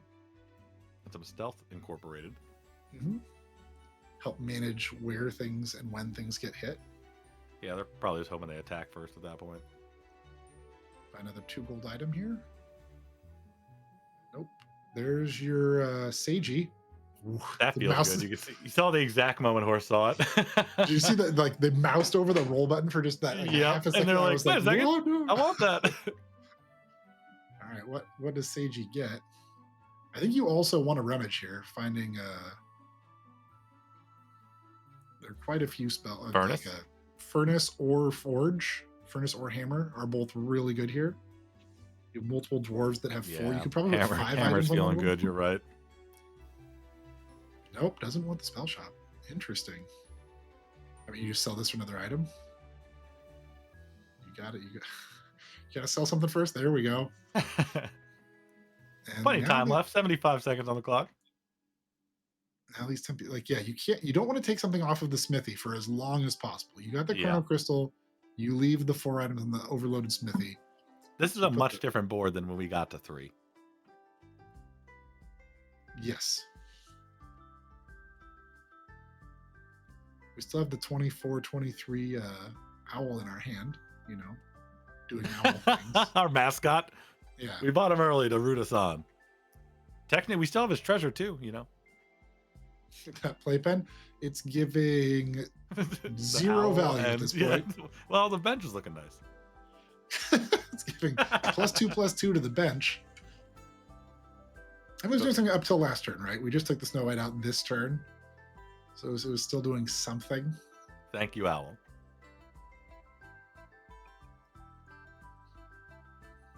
I mean, can they? There's a Dr. Frank over there. Anything could happen. Anything can happen. Well, anything except Horse Femme dying. Chrono Crystal says Horse Femme can't die, but pretty much anything else could happen in this combat when you're fighting this kind of dwarf board into scam. Kamba fighting for their life. Yeah, Taylor hit is pretty good there. Nullifies the it was really Tempe, good. but it was the smaller Tempe. The bigger Tempe's hiding in the back. We've gone through the 4 dogs. Mirror gets a mirror on both. And the Chrono Crystal goes down. Boost rune is not the rune you're looking for. Gaining life. Oh, more an IHSV. Look what he's playing. Yeah, you dodge death there with the Chrono Crystal, and then you get to play the top of the lobby. Who's playing a Giga Dwarves board. Who's playing your board but found the things you haven't. Yeah, good way to Going put into it. more scam. Yep, I like that. Where can I put this? I need to put this thing somewhere. There we go.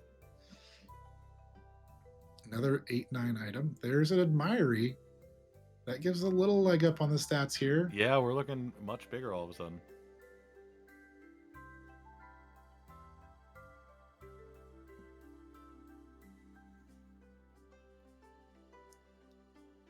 Will the smithy be enough? I mean, you want to put something on that tailor, I think. Yeah, you put the Tempe back in and then put that on the tailor. There we go. And the question is this 8/9 shield playing on any of our dwarves? I don't think so, so maybe you don't sell for it. The Admirey's at 18. You need to get to 21 before his bonus increases, so that shield alone doesn't do much. Checking all the items. Oh, this is a 17/4. This is bigger than any of these. 17/8, there we go. And he Nice, gets 3 food efficient. stat.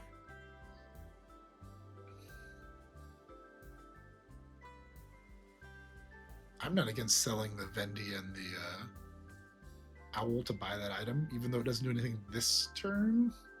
Yeah, maybe they're thinking about it, honestly.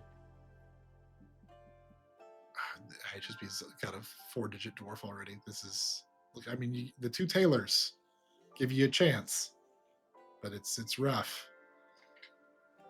Yeah, 2 tailors is definitely your best bet. Finding that second tailor is awesome.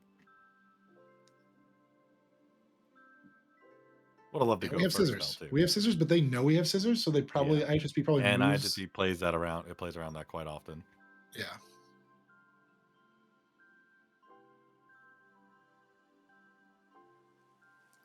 Chrono Crystal down. Horse Fem fighting for their life. Tournament on the line. Yep, there's the big Murchie in 1. Yep. Just go over and hit 4 tail. Oh, no. Oh. Something else. Oh, good. Locked it up, though. Oh, the 50-50. Insane. We are alive. Keeps looking at other people's boards at the end of the round. There we go. There's a bag. That's a big bag. You can't put it on that, though. Overloaded dwarf can't hold extra bag. All his hands are full. Mm-hmm. I mean, 2 more items here gives all of your items extra stats, so you probably want to buy 2 items. Ooh. Egg? Nope, no egg. Oh, we get to upgrade this. That's going to get really big. It's going to be huge. All right, now we're a 4-digit dwarf comp. Hero Mask, Divine Messenger does nothing. I'm Stars going do Hero nothing. Mask.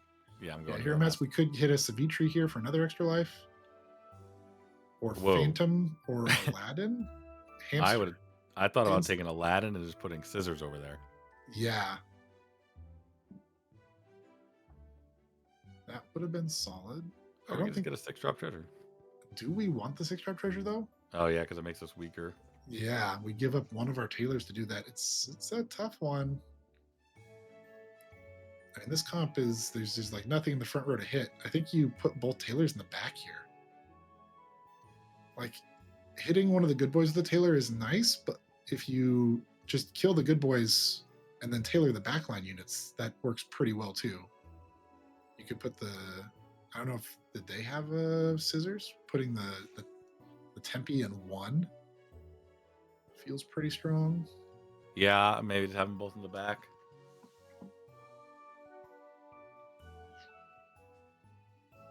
Because that Tempe should be able to block for these 2 tailors pretty well.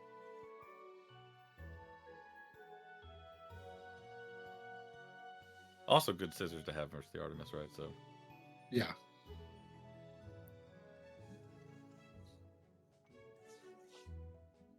Lots of people low health, and our friend IHSB just hanging out up there. Yeah.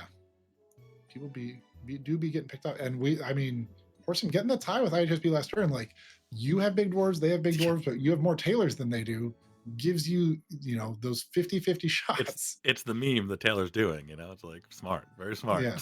I think. Not really a board here where the Tailor's likely to get 7 kills and unlock the achievement in one fight, but never impossible.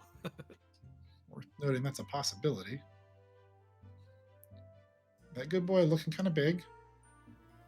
Taylor hits it though. They also have a Taylor. Oh, our Taylor takes out their Taylor. Oh, and he knocks them out. 1H8P, Tiku Wabu out. Okay, so the last three, we have 2 players that are live, and the little match girl is not. So the little match girl is if you want the tournament to keep going, chat, you're cheering for the little match girl here. IHSB and Horse Femme are both live on this Sovereigny hamster combo and the Odysseus. Thinking about the sword. It's a 30-50. I mean, it's a big sword. Yeah, but everything else we have is huge. Cheap sword. Why buy big sword when you can buy cheap sword? Bag. We like bag. More bags? Bag. We like bag. Oh. Look at that. Is fighting IHSB again this round? The other player is getting a ghost fight. You have to buy 19 items or dwarves now to get that Snow White. Okay, but you want to buy one more item here though. The Admire is at 23. You get one more item, goes to 24. It's another +2/+1 to all of your items. I don't even get to 5 though. I think you have to roll and hope you find a cheaper item. Yeah, like a 2-drop item.